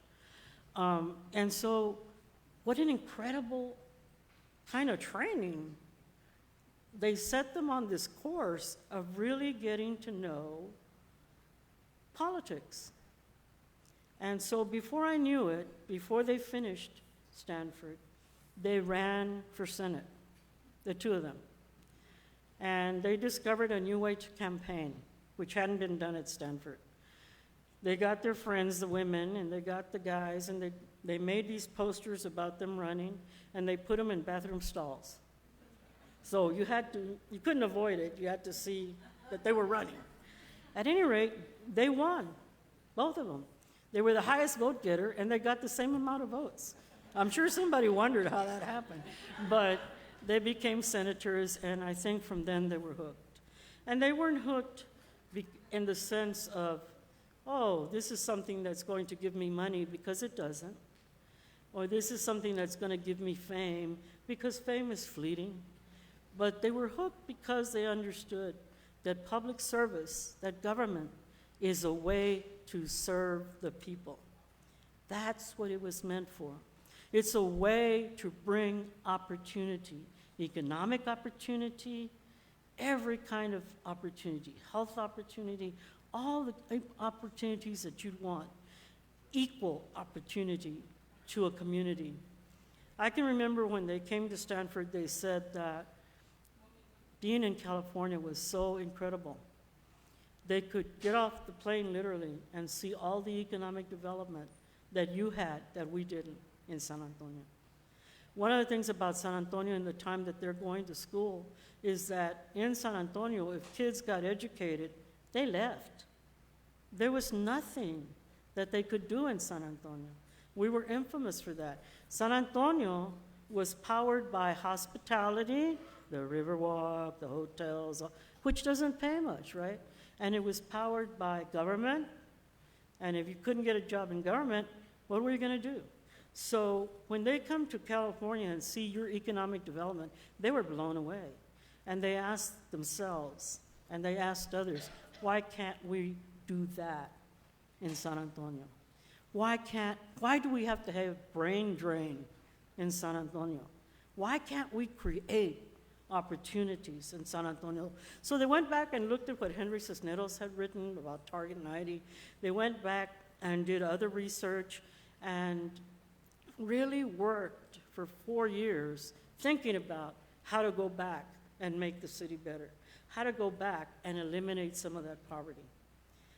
And so they came back. My mother passed away in '96. That was the year they graduated. They got to see her for a little bit, and then they decided they would take a year off before going back to school. They went back to Harvard. They had been accepted in the law school there. And I think at that time they thought law was probably the way to go. I don't necessarily know that they think that way anymore. They've had their own law firm. But it was a really good background, a great education for being a public policy maker. You understood what it takes to make the laws that benefit people, as opposed to the laws that only benefit some people. And so, since a very early age, my sons have felt that everyone should count because of the fact that we're human beings. Everyone should count. There should not be distinctions because of who you love, what the color of your skin is, what the language you speak, what your religion is, what anything else. It makes no difference. We were all promised in this country that we would be recipients of certain rights as well as certain responsibilities. And it has been very difficult to watch that promise, not only of the American dream, but of the American soul, that freedom, that equality, that everything that we have meant to the world, it has been difficult to watch it being destroyed. We live near a community where little kids are taken away from their parents, sometimes as early as a couple of months, 3 months, where they're put in guerreras, where families are destroyed, where children are given up for adoption though they have parents, where people are dumped like nobody cares on the street, in a bus.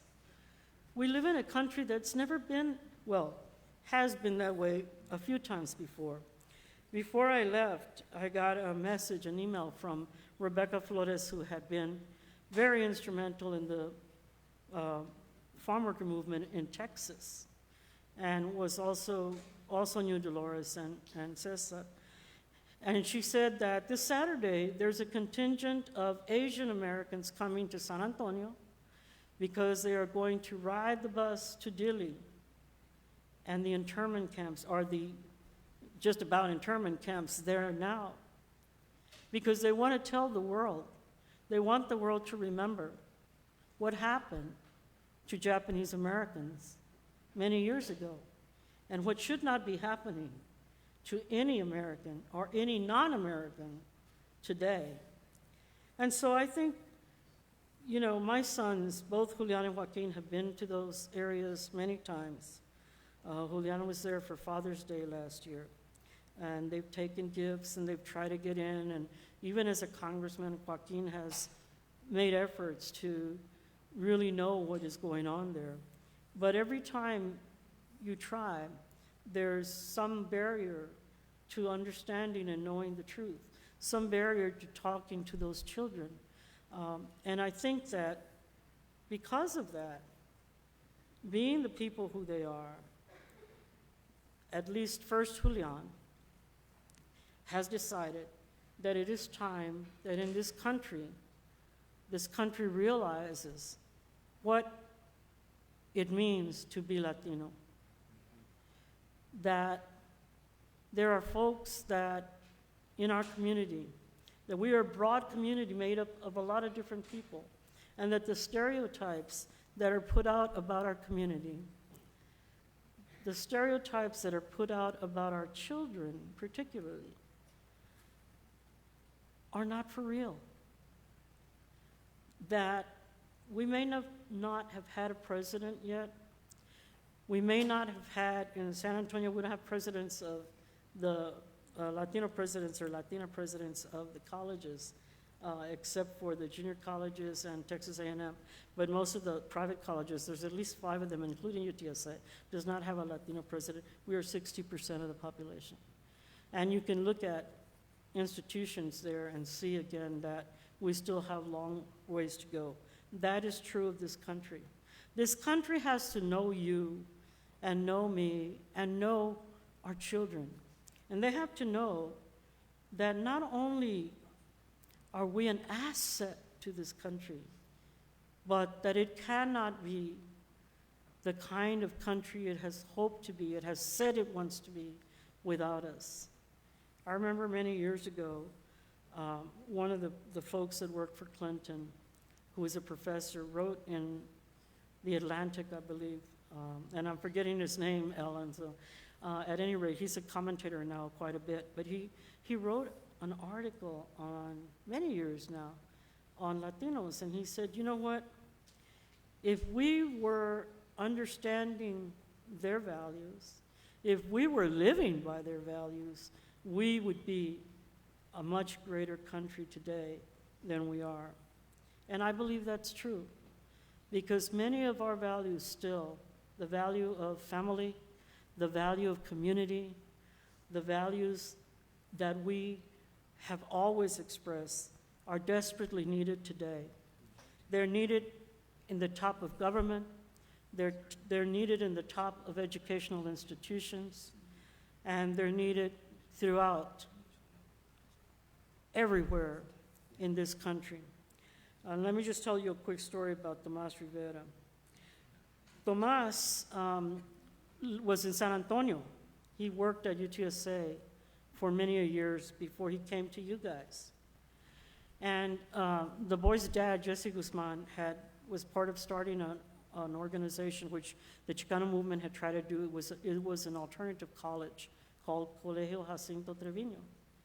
And Tomas Rivera would come to the graduation ceremonies. He would teach classes. He would do everything he could in this alternative educational institution that had a little bitty house next to a bar. The bar's knocked down, the house I think is still there. But here this guy would come, and he was the greatest man you could ever, and gentlest and most creative that you could ever want to meet. But he knew at UTSA, he knew that he would never be president of UTSA. And today, especially listening to Conchita, it made me mad all over again. He came here, and that man was your chancellor. He couldn't have done that in Texas. He didn't do it in Texas.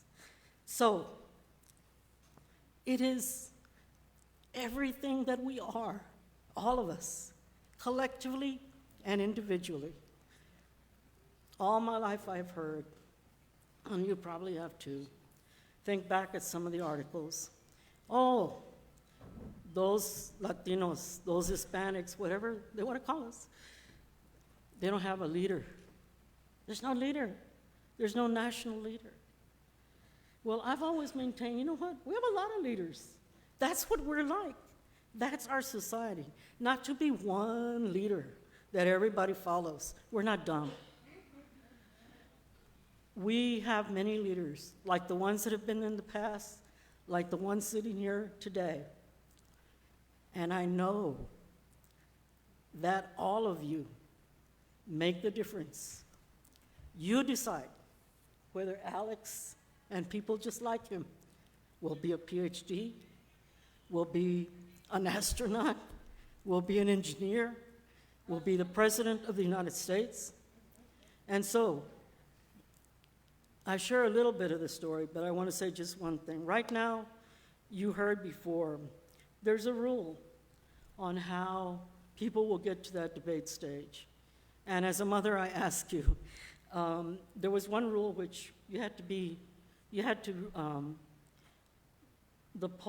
come in on 3 polls at 1% or more. Julian has met that. But there's a second rule coming into play because there's so many more people joining in. And that is that you have to have 65,000 unique donors. And of those 65,000, and that can be $1, okay? Seriously, I'm not kidding, $1, $5, whatever you can afford. But of that, 20, there have to be 200 each in 20 different states. So if you know anybody that can help us get there, I appreciate it if you would.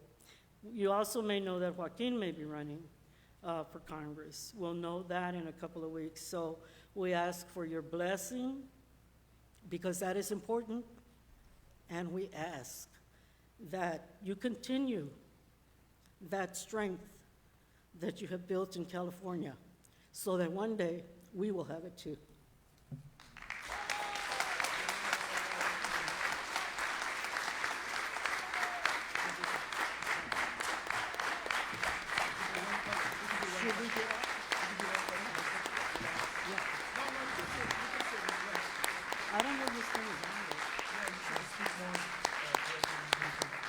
Thank you so much, Rosie. At this time, I would like to open up the floor to questions for Rosie.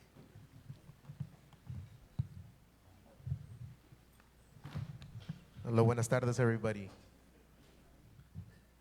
So, with the whole experience and everything like that, the whole lineage of, the political fight for justice that's going on, in your family, the things that have been passed down, we wanted to know, how do you think we can ignite the fire, like the fire that you helped ignite with your sons, what they have learned from you, what they've learned from everything that's happened in the family, so that in our generation and those that are watching us, they can have that fire as well, so it can spread like wildfire, and it can just lead on to future generations and leave a lineage forever and ever. What would be some advice for us? Because, personally, most of us, we want to give back and we want other folks to, have the same aspirations that we do, or believe that change can happen and that they can reach, those goals that we have as a community. Well, one of the first things is that you have to believe in yourself. And I think you have to be a strategic thinker. And you have to also find your way in how you're going to do that. And I think y'all already have a head start. You're much more with it than, I think, coming from a very sheltered Catholic church environment than I would have been, or even the guys, my sons. You're a product now of a community that is much more enlightened, I think, than from where we came from. I see the younger generation really leading the way already. And I think, you know, one of the things that I saw, because many of us from the movement talk about, oh, we did this, and boy, they got us this, and all the suffering and all the, and I remember a friend of mine once told me, you know, I asked you to come over here and make people feel good, you know, rah, rah, rah. I didn't ask you to come over here and talk about like, oh, you ran 30 years ago, and 30 years later your son became mayor. He says, nobody wants to wait 30 years. No, but everything you do leads up to those changes.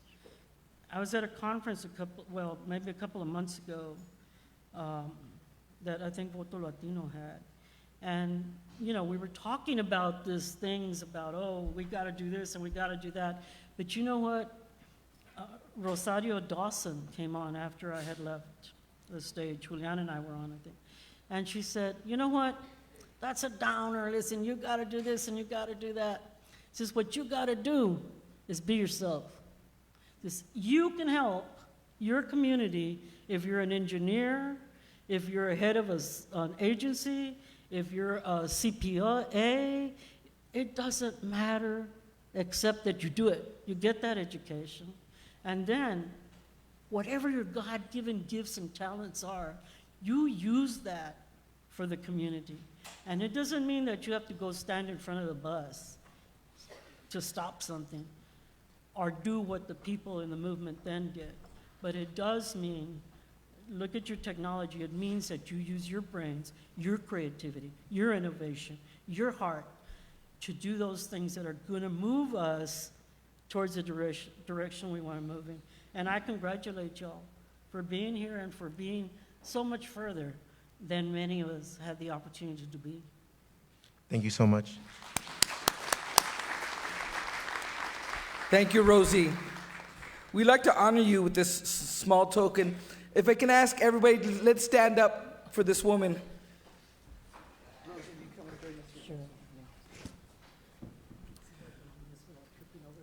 For your accomplishments and lifetime service to our community, we award you our LEAD Education and Advocacy Medallion of Honor.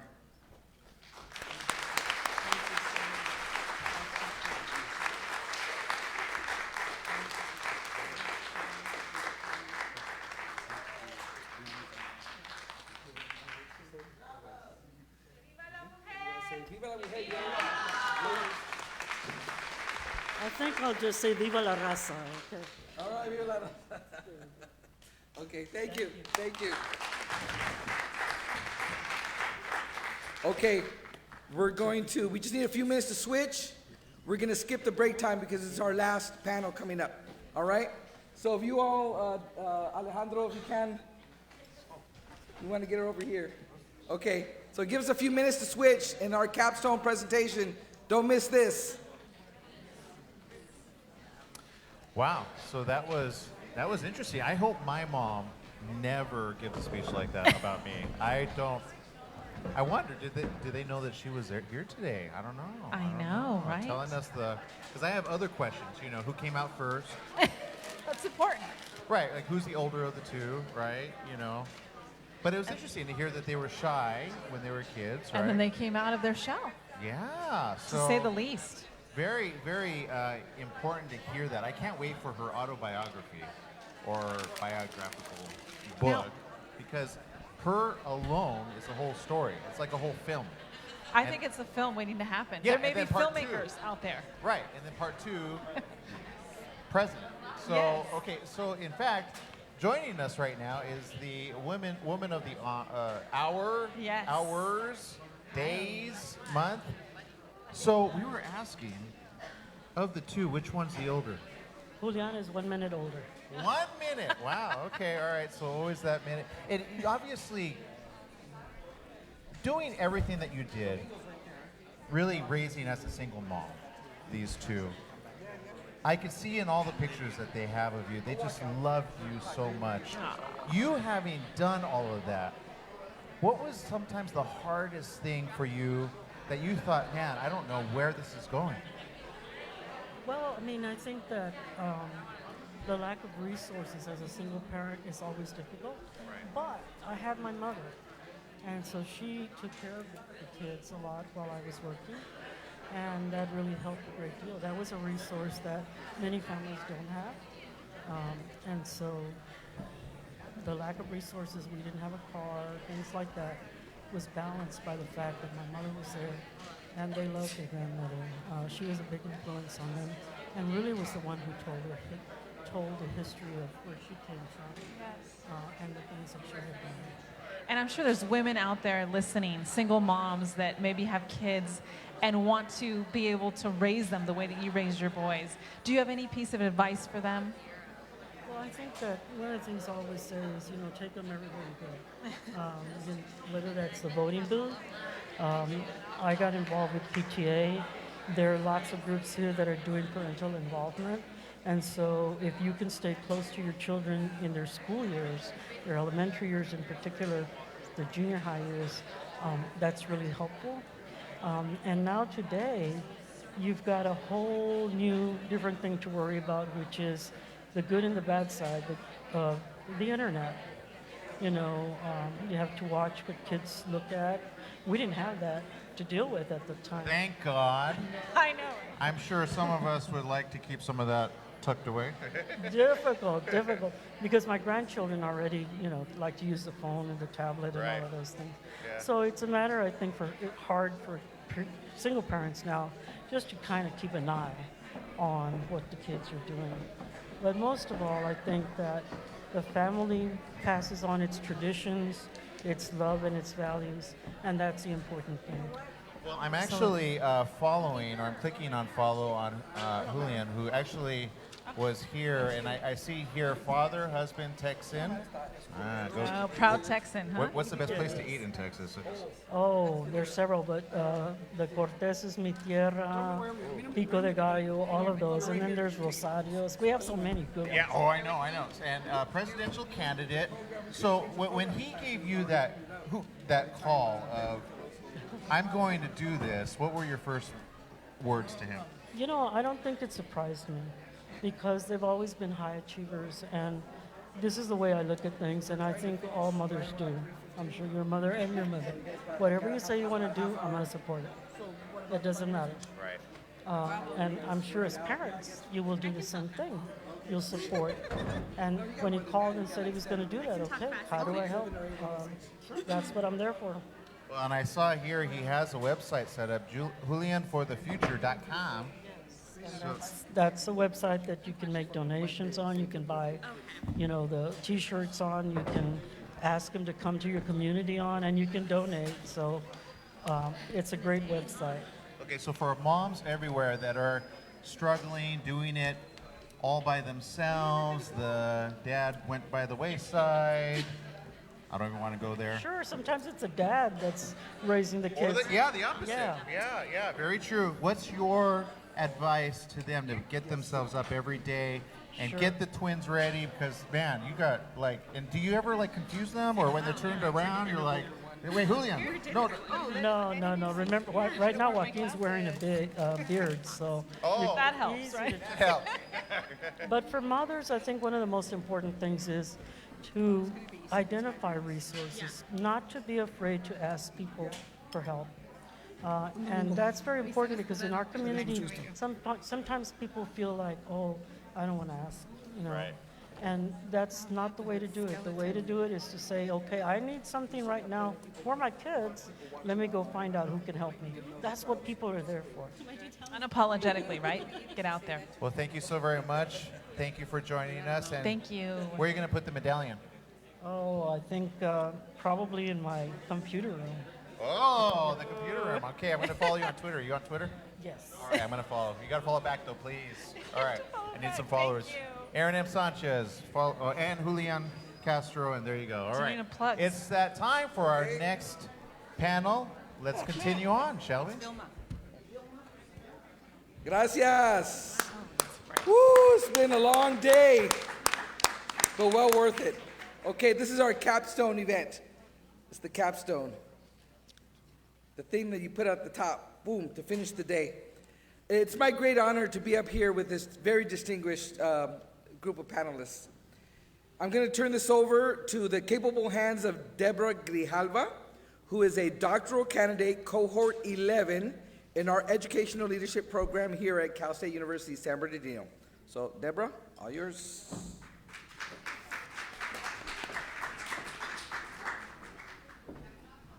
Thank you, Dr. Murillo. Over the past decades, Latinos have emerged as the largest minority in the nation, with majority populations in many states and regions, and in some cases, the majority demographic among school-aged children. In many ways, this is our moment. As a major cultural influence on art, music, food, and so forth, our workers, too, are the backbone of many sectors of the intertwining local, regional, state, national, and global economies. Yet the strength of our schools and communities, basically our place in the world, is impossible to evaluate without focusing on the educational outcomes of Latino students. Latinos continue to have some of the highest dropout, push-out rates, score among the lowest on achievement tests, and have low college enrollment and graduation rates. Both Latino students and teachers have a high mobility rate, are located in racially segregated communities with high poverty rates, and attend school with fewer resources, staff, and programs. Education is of economic imperative. The civil rights issue of our generation it's a right, not a privilege. For the U.S. to create a positive future, it will require a Latino citizenry that more greatly participates in the American democratic process and that is poised to shape the U.S. political landscape through voting and civic engagement. By 2020, 32 million Latinos for the first time will be eligible to vote, the largest racial or ethnic group eligible to vote in a presidential election. Immigration is playing a role, albeit a small one. 1 in 10 eligible voters will be foreign-born in 2020, the highest share since 1970. But the share eligible to vote does not necessarily transfer to voter turnouts. The number of Latinos who don't vote, in fact, has been greater than the number who do in every presidential election since 1996. Latinos have also been frustrated with the decennial census projections that hysterically underestimate Latino population growth. The Census Bureau is the primary source of economic and demographic data of the United States. The push to be accurately counted has always been high stakes because the size of ethnic minority populations directly affects the ability to allocate funding for public services and to influence the way congressional and other voting districts are drawn. This capstone presentation will be offered by leaders of various Latino civil rights organizations. The fight for civil rights doesn't happen in a vacuum, and in most cases have fueled and have been fueled by other social justice movements. As we represent a significant portion of this country's future strength, we must achieve a dramatic and powerful change in our communities, one that necessitates civic courage, social action, public service, and creation of leadership opportunities. It is my honor to introduce our panel for today. Lydia Camareo, Lizette Escobedo, Domingo Garcia. Please join me in welcoming them.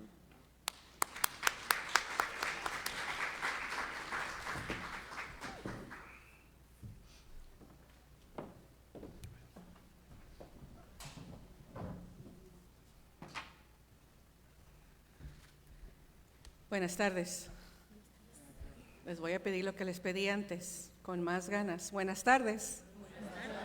Gracias. This election cycle for 2020, and we need to begin thinking about it today, yesterday, not in 2020, is probably one of the most important election cycles because it also corresponds not only with an election of our lifetime because at the federal level the Latino community is under attack, but it also corresponds with a census count. It is important that as we organize and we work together to increase the number of voters, as it was clearly stated, we're expecting that 18 million of those eligible to vote will be registered to vote by 2020. Is that a figure that's enough for us to have the kind of competitive turnout in states like Arizona, who is now moving from a red state to a purple state, in Florida, that will continue to be a competitive state, and in Texas, while a very, very deep red state, could be another California state in this cycle. So we have to work at registering voters, and we have to work at turning out voters, and we expect that, despite what people say and reporters think, the Latino electorate has grown every 4 years by 2 million more registered voters and 1 million more votes cast. The question for us as a community is, can we get to 3 million or more registered and 1.5 to 2 more million votes cast compared to the last presidential cycle? That's our challenge, and that's a challenge that I bring to you. As president of Southwest Voter Registration Education Project, and with leaders and other partners like LULAC and other groups around the country, we commit to working to make sure that it is going to be 3 more million registered Latino voters, or 19 million registered Latino voters.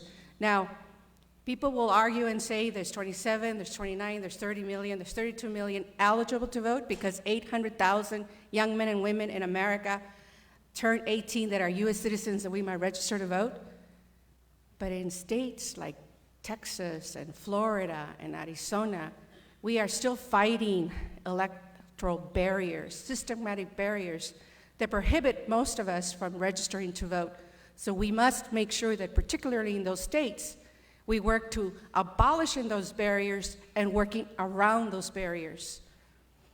And because it is going to be a census year, we have to start telling our people now, not only the lawsuit that we have, we're one of the many groups and counties and cities that are filed a lawsuit against the Census Bureau to drop the citizenship question, but we have to work with our communities and our city councils and mayors and supervisors or county commissioners, depending on what state you are, to make sure that people count themselves, count their communities, count their households, but that they're not afraid to do so.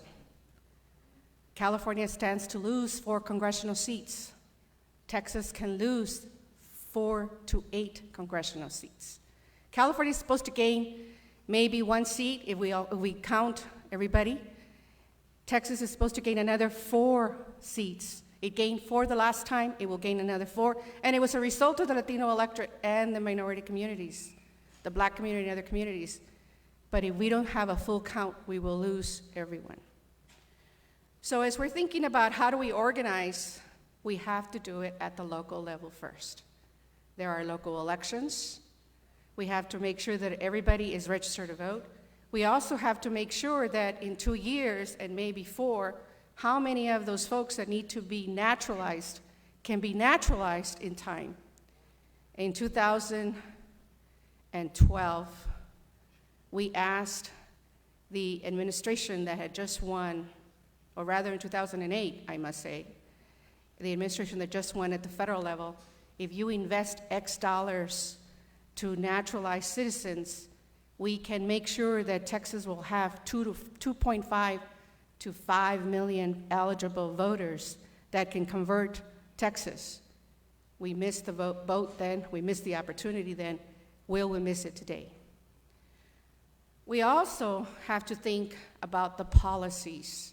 It isn't enough to talk about the voter registration, the mobilization, the census, and redistricting, which will be in 2011, but we have to speak about the policies, the messaging to the voters.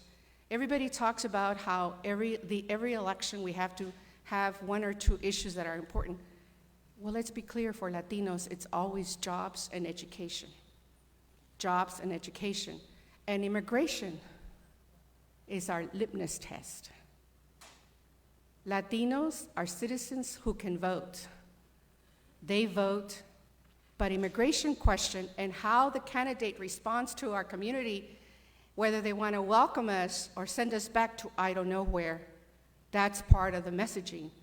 And if candidates who want to earn our vote do not invest in our community to turn out to vote, or candidates who are Latino who think they will have the Latino vote just because they're Latino, they're sadly mistaken.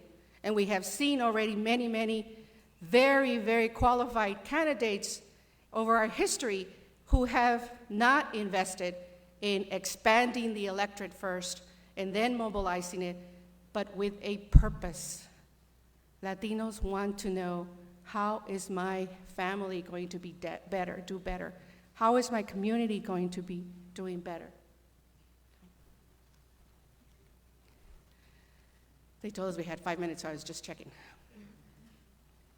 So we have to think about the policy issues, we have to think about the messaging, and we have to invest.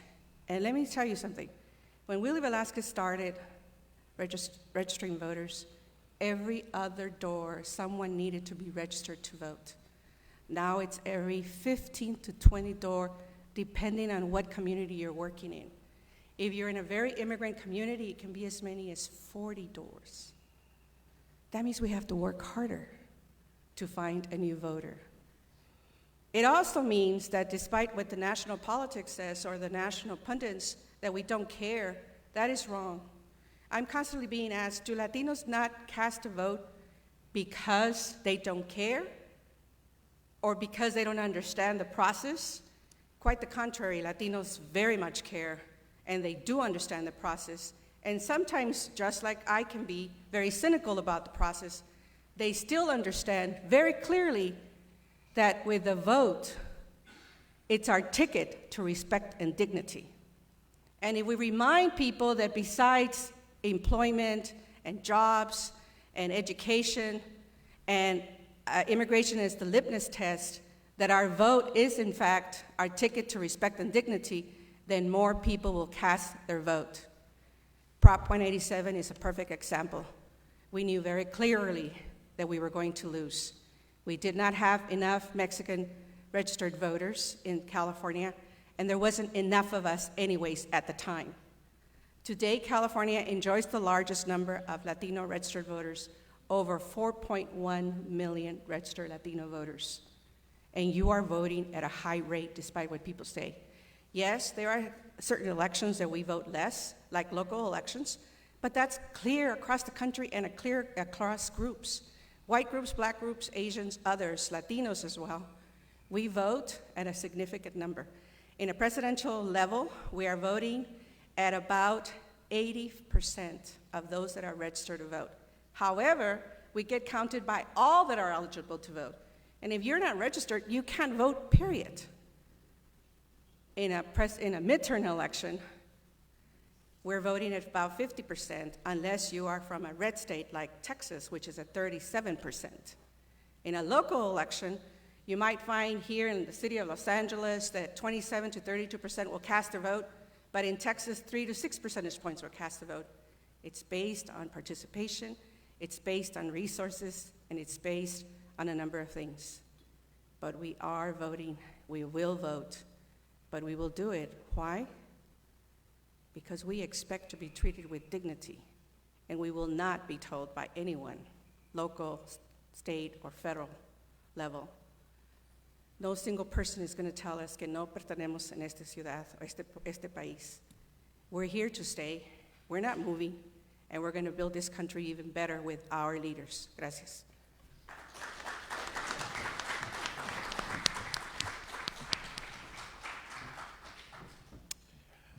Hello, my name is Domingo Garcia, and I'm the national president of LULAC. And I just noticed that it's about 3 o'clock. And it used to be, that was back in the 1900s, that was siesta time. Okay? So no quiero que se me duermen, okay? Because political siesta time is over. Okay? Camarón que se duerme se lo lleva la corriente. Y ya es tiempo que no se lleve la corriente. Porque ahorita hay un cucuy.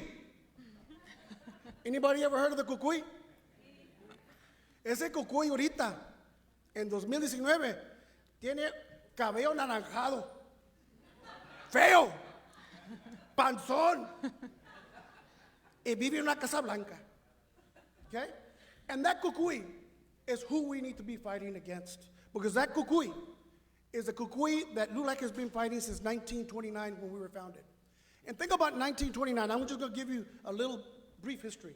In 1929, if 5 Mexican-American males got together in Texas, it was against the law. It was sedition. And you could be lynched for getting together. And the Latinos, those Mexican-American males who formed LULAC, had to go to a jacal. A jacal is a hut to organize to stop the discrimination and the racism against la raza in Texas. And when we're talking about that, we're talking about segregated schools. We're talking about signs that said no Mexicans, no niggers, no dogs allowed at hotels and restaurants across the Southwest. And they got up and fought, because I'm going to talk to you about civic courage. Now, what is civic courage? Civic courage es donde necesitamos valientes, los que tienen coraje, los que no tienen miedo, los que no se rajan. Okay? And those are the people that have traditionally led the fights. But people will say, Domingo, yo no soy Cuauhtémoc. Si me queman los pies, yo les voy a decir tal oro. Yo no soy Pancho Villa. I'm not going to be attacking Columbus, New Mexico, and going up against the U.S. Army. Yo no soy Emiliano Zapata. Es mejor vivir de pie que morir de pie que vivir de rodilla. Better die on your feet than to live on your knees. Yo no soy Cesar Chavez. I'm not going to march from Delano to Sacramento. I'm not Rosie Castro. I'm not going to take on the establishment in San Antonio. But let me tell you, there are heroes every day. And we need those heroes every day to fight against the oppression. Because we've seen the voter suppression efforts. They're trying to rig the system. Los tienen miedo. They're afraid of what's happening in California, New Mexico, Texas, and across the country. I'm going to give you a little story.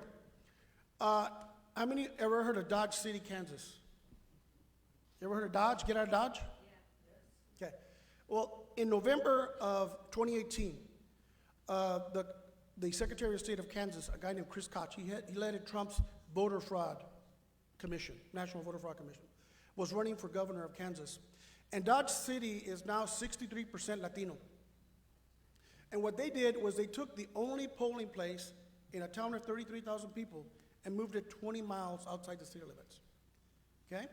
Now, literally, if you were a Latino voter in Dodge City, Kansas, you had to get out of Dodge to go vote. Okay? And we got the call. We have a LULAC council there in Dodge City. And then we said, okay, we're going to file a lawsuit. Everybody was afraid. This is where I talk about civic courage. Well, I work at the meatpacking plant. I work at the local grocery store. And if my boss or my patron finds out that I'm filing the lawsuit, they're going to fire me. But there was a young man. His name was Alejandro Lopez. He was a high school senior at Dodge City High School. He called us. He said, I'll stand up. We filed a lawsuit, and we weren't able to get the lawsuit approved 3 days before the election. So we Ubered the voters to the polls.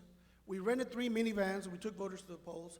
And to make a long story short, for the first time in the history of Kansas in 30 years, the Democratic women governor got elected with Latino votes in Kansas, okay? And Alejandro was on the Rachel Maddow show, and he was on a lot of national networks, and we recognized him in Washington because he was not afraid. No tuvo miedo, okay? In Texas, last, 2 months ago, Lydia, the Secretary of State said there were 98,000 illegal voters voting in Texas. Well, of course, we said, puro pedo. There are 98,000, illegal voters voting in Texas, and we filed a lawsuit. And we had people that stood up and said, hey, I'm a naturalized citizen, and they can't take me off the rolls just because I'm naturalized. The 98,000 people that were targeting were naturalized citizens. Now think about it. If you got a letter in the mail that says you might be committing voter fraud if you voted, and it's 2 to 20 years in prison and a third-degree felony if you do this, are you sure you're a U.S. citizen? Are you sure you want to vote? And we took on the lawsuit, and we won. And now we're going to announce probably in the next 24 hours the Secretary of State has backed down and that every one of those letters is coming back and those voters stay on the rolls. But what we're seeing is a continuous effort to suppress our vote. And it's going to take us standing up and fighting at all levels. And this is what I'm going to say.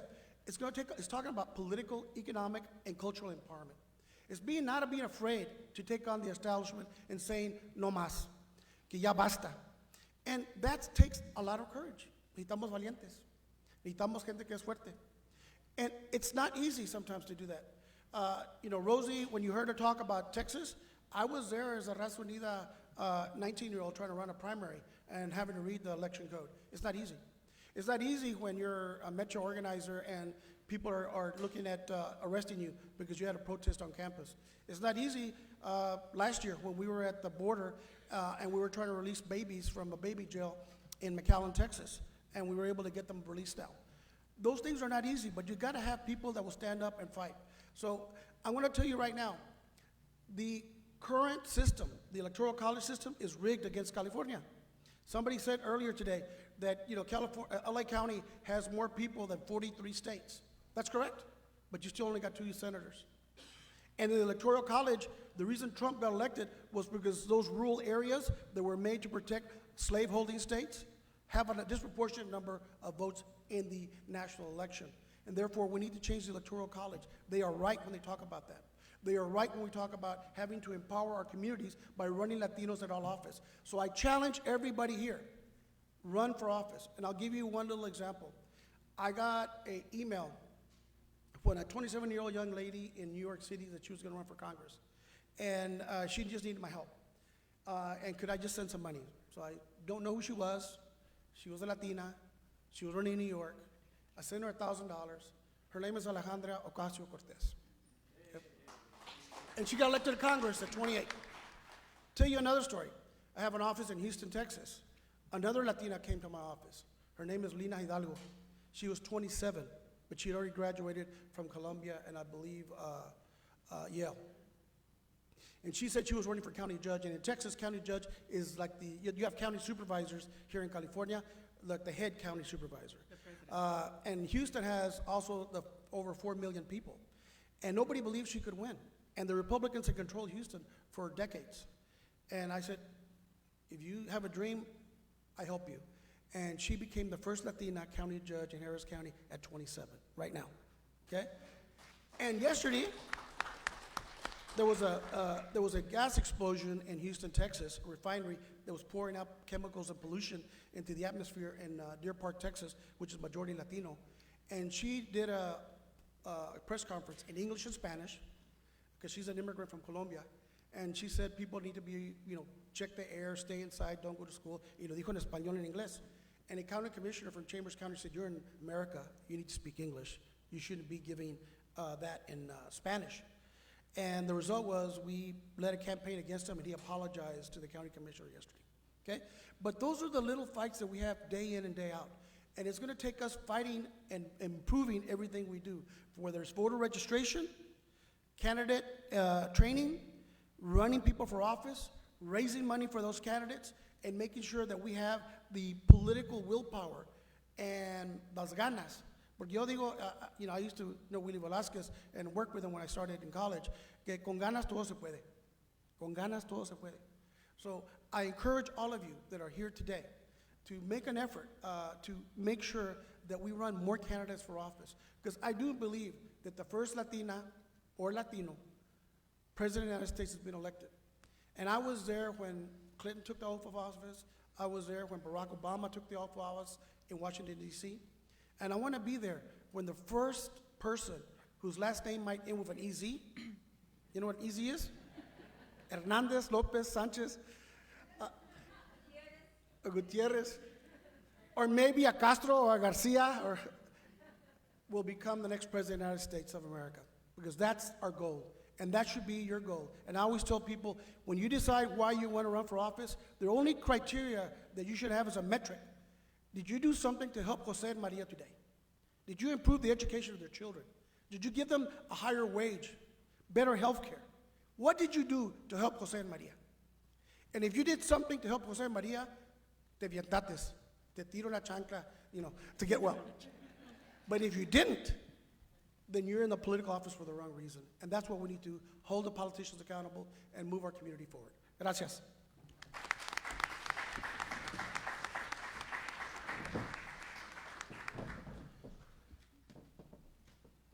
You didn't say Ernest Ernest Escobedo. So my name is Lisette Escobedo, and I am the director of the National Census Program for the Naleo Educational Fund. You guys talked a lot about census today, and I wore my t-shirt. My colleagues were here today, and I texted them and told them why they didn't wear their t-shirts, so now I'm singled out. So I wanted to talk, as I thought about what to bring forward today and talk to folks about today, I really thought, okay, I can talk about what NALEO has done, what we've done for civic engagement work, or I can share a little bit about my story and how that folds into NALEO's story and NALEO's mission. So I am a fellow millennial, and I know we always talk about, millennials this, millennials that, and I hope that my story will give folks some courage that as millennials and as young folks, we gotta step up. So I'll tell you a little bit about what I'm doing right now. So as the director of the National Census Program for the NALEO Educational Fund, I organize our entire national infrastructure for our campaign to ensure that Latinos and hard-to-count communities are counted. This means coordinating with our LULAC partners, coordinating with our Voto Latino partners, with our media partners, and really pulling together strategies to ensure that everyone in our community is counted and is informed. Part of the battle that we have to fight is actually sitting down next to the director of the US Census Bureau and really calling him out and saying, what are you doing about this citizenship question? How are you working with the Department of Commerce to make sure that the Secretary for the Department of Commerce is testifying before Congress with the questions that we have? So a lot of what I do is making sure that our voiceless communities have a voice. And it gives me great pride because I came from a little city called Bell Gardens, California, in Southeast LA. So every time I'm in that room and I'm fighting for communities like my parents, like my dad who only went up to the 2nd grade in Mexico and can't read or write Spanish or English, I think about the fact that I'm speaking for him when I'm at that table. And I think about how all of these little policies and all of these little things and fixes to the forms, et cetera, that the administration or that the government tries to do has a major impact in our communities. And that me as the voice for my community has to be absolutely vigilant in calling folks out the need to get called out. So part of the work that I do is looking at policy, looking at the operations for the Census Bureau and making sure that I'm asking the right questions about how are you gonna count rural communities? How are you gonna count farm worker communities? What does the non-response follow-up look like? And how do we keep our communities safe, especially under this administration and under this rhetoric? So I have the great opportunity to do that piece of work. The other piece of work that I get to do is really ensuring that we have all of the informational infrastructure that our community needs. So part of our census work is hosting a national information hotline. So we know that there are trusted voices in the community that our community members will seek out. One of those being organizations, nonprofit organizations like ours. And so we've set up a complete hotline infrastructure to make sure that happens. And I'll share that interestingly, most folks won't get this from when I talk about the census because I'm absolutely obsessed with the census. But I actually just was rehired with the NALEO Educational Fund about 9 weeks ago. I was working for SEIU, the Service Employees International Union, working with home care workers across the country to make sure that they had dignity wages and dignity benefits. I got a call from some of our directors and they said, hey, you ran the census in 2010 for NALEO. Can you come back and run it in 2020? We need you. When I started learning more about this citizenship question and started really seeing where it all kind of came from and how we needed to fight it, I left my job. And 9 weeks ago, I started with NALEO. And so since then, we've been traveling across the country. We've been informing the communities. We actually have operations not just in California, but in Texas, in Florida. We've been working with organizations in New Mexico. In New Mexico, you had an undercount of Latinos of over 52% in the 2010 census. So there is a major need to ensure that organizations, specifically Latino organizations, are ensuring that Latinx communities are counted. And I'll share, and again, I'll take you kind of through my journey and I'll weave in how some of the civic engagement work falls in there because I really do think that it's important to talk about what courage means and what it looks like. So before going back to the labor union where I was working at when I came back to NALEO, there was a lot of things that I was seeing in my own community. I started looking at my city council. I started having conversations with folks about oil drilling and why there was a conversation about oil drilling in my community. And I started looking at the makeup of my city council and the fact that even though the city of Whittier is 70% Latino, no Latina has ever sat on its city council since the beginning of time for my city, right? And this is my city. This is where I've raised my daughter, who's back here playing on her phone. And so after so many issues came up, and after the fact that I started looking at the history of my city and the fact that our city council was actually sued under the Voting Rights Act because they had at-large elections instead of district elections, which the courts determined that really disenfranchised Latino voters in our city. I started going around and telling folks, hey, someone should really do something about this. Like, this is nuts. It's 70% Latino, no Latinas on the city council, one Latino just the last election. What do we do? And so after many conversations, I decided to be the change that I wanted to see. So I decided to run for office. Thank you. It was hard. In part of my run for office, I used much of what I had learned when working at NALEO previously, because I did work for NALEO in my past life before coming back. One of the things that I learned from the NALEO Educational Fund was the importance of targeting low-propensity Latino voters.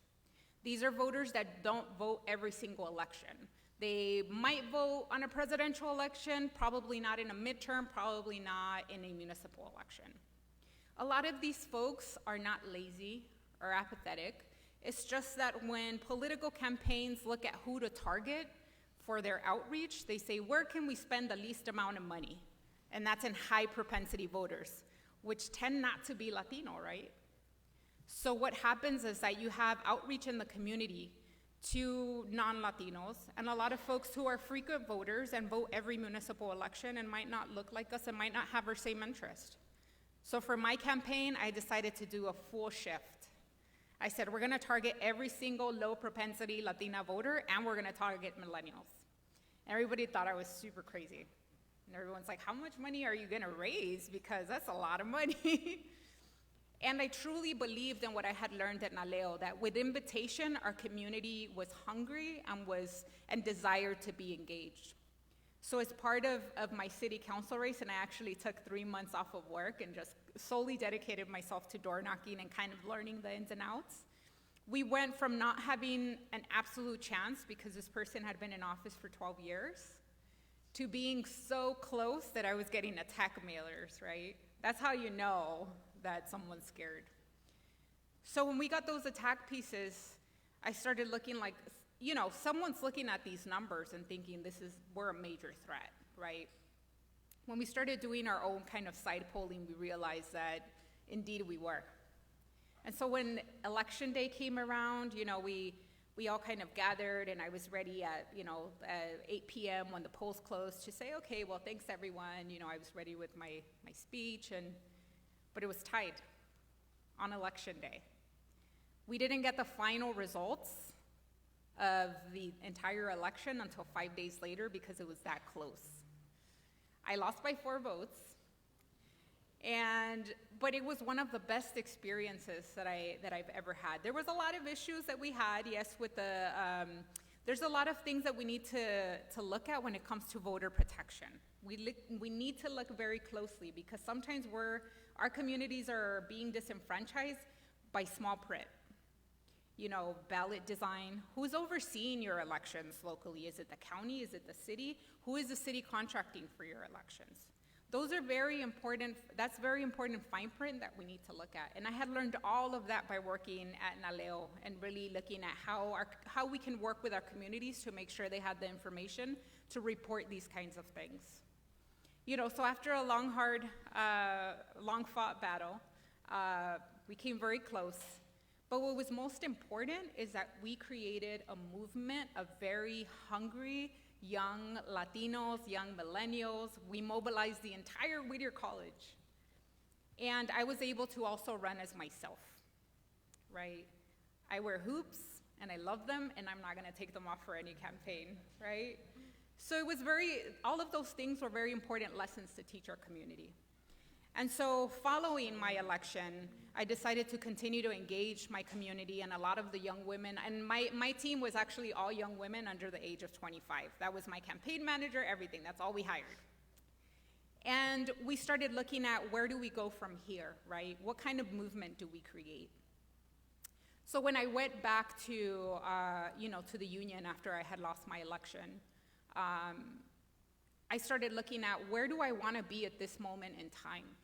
What is a legacy and the story that I want to tell my daughter about what I did when everything we believe in and the full count of our community is at stake? And I thought, after I started looking at everything and I started talking to Naleo, I thought this is the civil rights fight of our time. This is the opportunity we have to fight back and show that we're strong in numbers. Now, we have the potential of a citizenship question, and it's being fought in the Supreme Court, and it will be heard on April 23rd. You also have a really interesting case in the state of Alabama, where the state is trying to push, or at least various plaintiffs are trying to push, so that no person who's undocumented is counted. We don't believe it'll have legs, but that's the rhetoric that we have right now. So I do believe wholeheartedly that the census enumeration and making sure that every Latino is counted is absolutely the fight for civil rights of our time. So before working my stint at the union, I was working at Naleo. I started off working on our citizenship work. Some of you may have heard of this.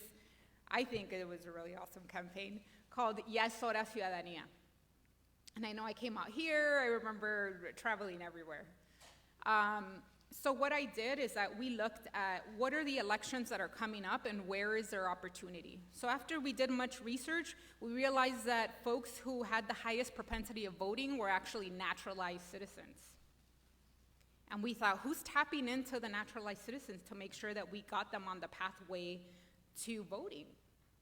And we realized that we needed to energize the community and create this huge campaign. So in 2006, we saw the immigrant rights marches, and right after that, we started talking. How do we use this energy to create a sense of urgency in our community? We realized that there was over 8 million legal permanent residents who were eligible to naturalize, but hadn't yet started on the path to naturalization. So we launched that campaign, and we naturalized over 1 million that year, who voted the very next election in 2008. After that, I thought, okay, well, what's next? Where do we go from here? So we launched the Ve Vota campaign, and I stood on board with Naleo, and I was like, I'm ready, let's go. And we ran our national voter engagement program, which is part of reaching our low propensity voters. So we had a Get Out the Vote campaign, et cetera, working with various partners. What we saw is that those folks that we touched, that we called, that we had some interaction with, had a higher propensity to vote than those folks that we hadn't. Right now, one of the things that we're looking at is how does our contact have an influence on other civic engagement work? So how does it influence them participating in the census? How does it influence them participating in a municipal or in a congressional election? So after running the various GOTV campaigns, we did a lot of our voter protection work. So our voter protection work consists of Spanish-speaking Latinos having access to a hotline where they can report discrepancies. As a result of some of the discrepancies we saw there was lawsuits against the Riverside County, which is right next door, and some other counties and some other localities where we saw that either there wasn't proper poll worker training, or folks were just being turned away and asked, for a specific ID that in California you're not required to have ID, right? Which constitutes the poor poll worker training.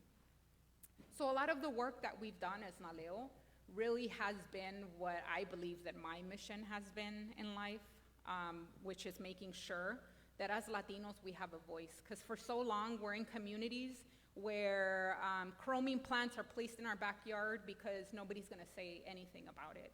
For so long we've had sometimes municipal governments and folks who didn't hear us all the time.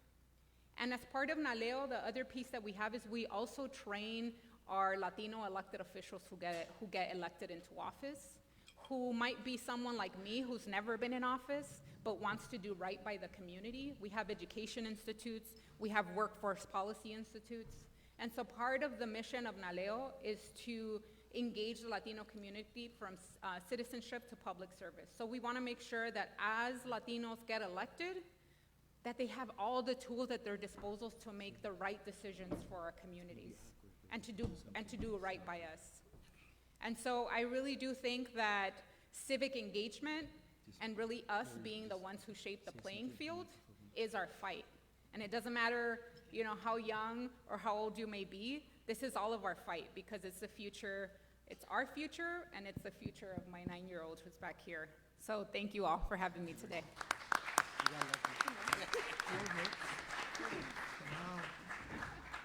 I would do it again. So unfortunately, we do not have any time for questions. I do want to thank our panelists for some very valuable information, and hopefully one day I too will be running for office, and it's actually Grijalva, so you missed that one too. All right, so I'm going to turn it over to Dr. Morillo, and thank you all. ¿Se puede? ¿Se puede? ¿Se puede? Eso, muy bien. Okay, friends and colleagues, we're signing off. 10 years. It's been 10 years. We're going to pass it over to you all. But como siempre decimos, un granito más de arena. Colorín colorado, este cuento se ha acabado. Gracias. See you Saturday for the Chavez breakfast. Well, that's a wrap of the Latino Education Advocacy Days. Of course you may. 2019. 10-year anniversary. Yeah. This was a beautiful day. This really was. And now we're ready for 2020 coming up around the corner. Yes. All you need to do is share, get the word out, and we appreciate each and every one of you. Also, big shout out to AI Media for our transcription service. We appreciate you guys. We know we went a little over there. We know you'll send us the bill. And all of those who reached out and said hello and sent us your questions. Yes, thank you. Thank you to the entire team here as well. And we will sign off. Make it a great day. Remember, life is worth living, so live it well.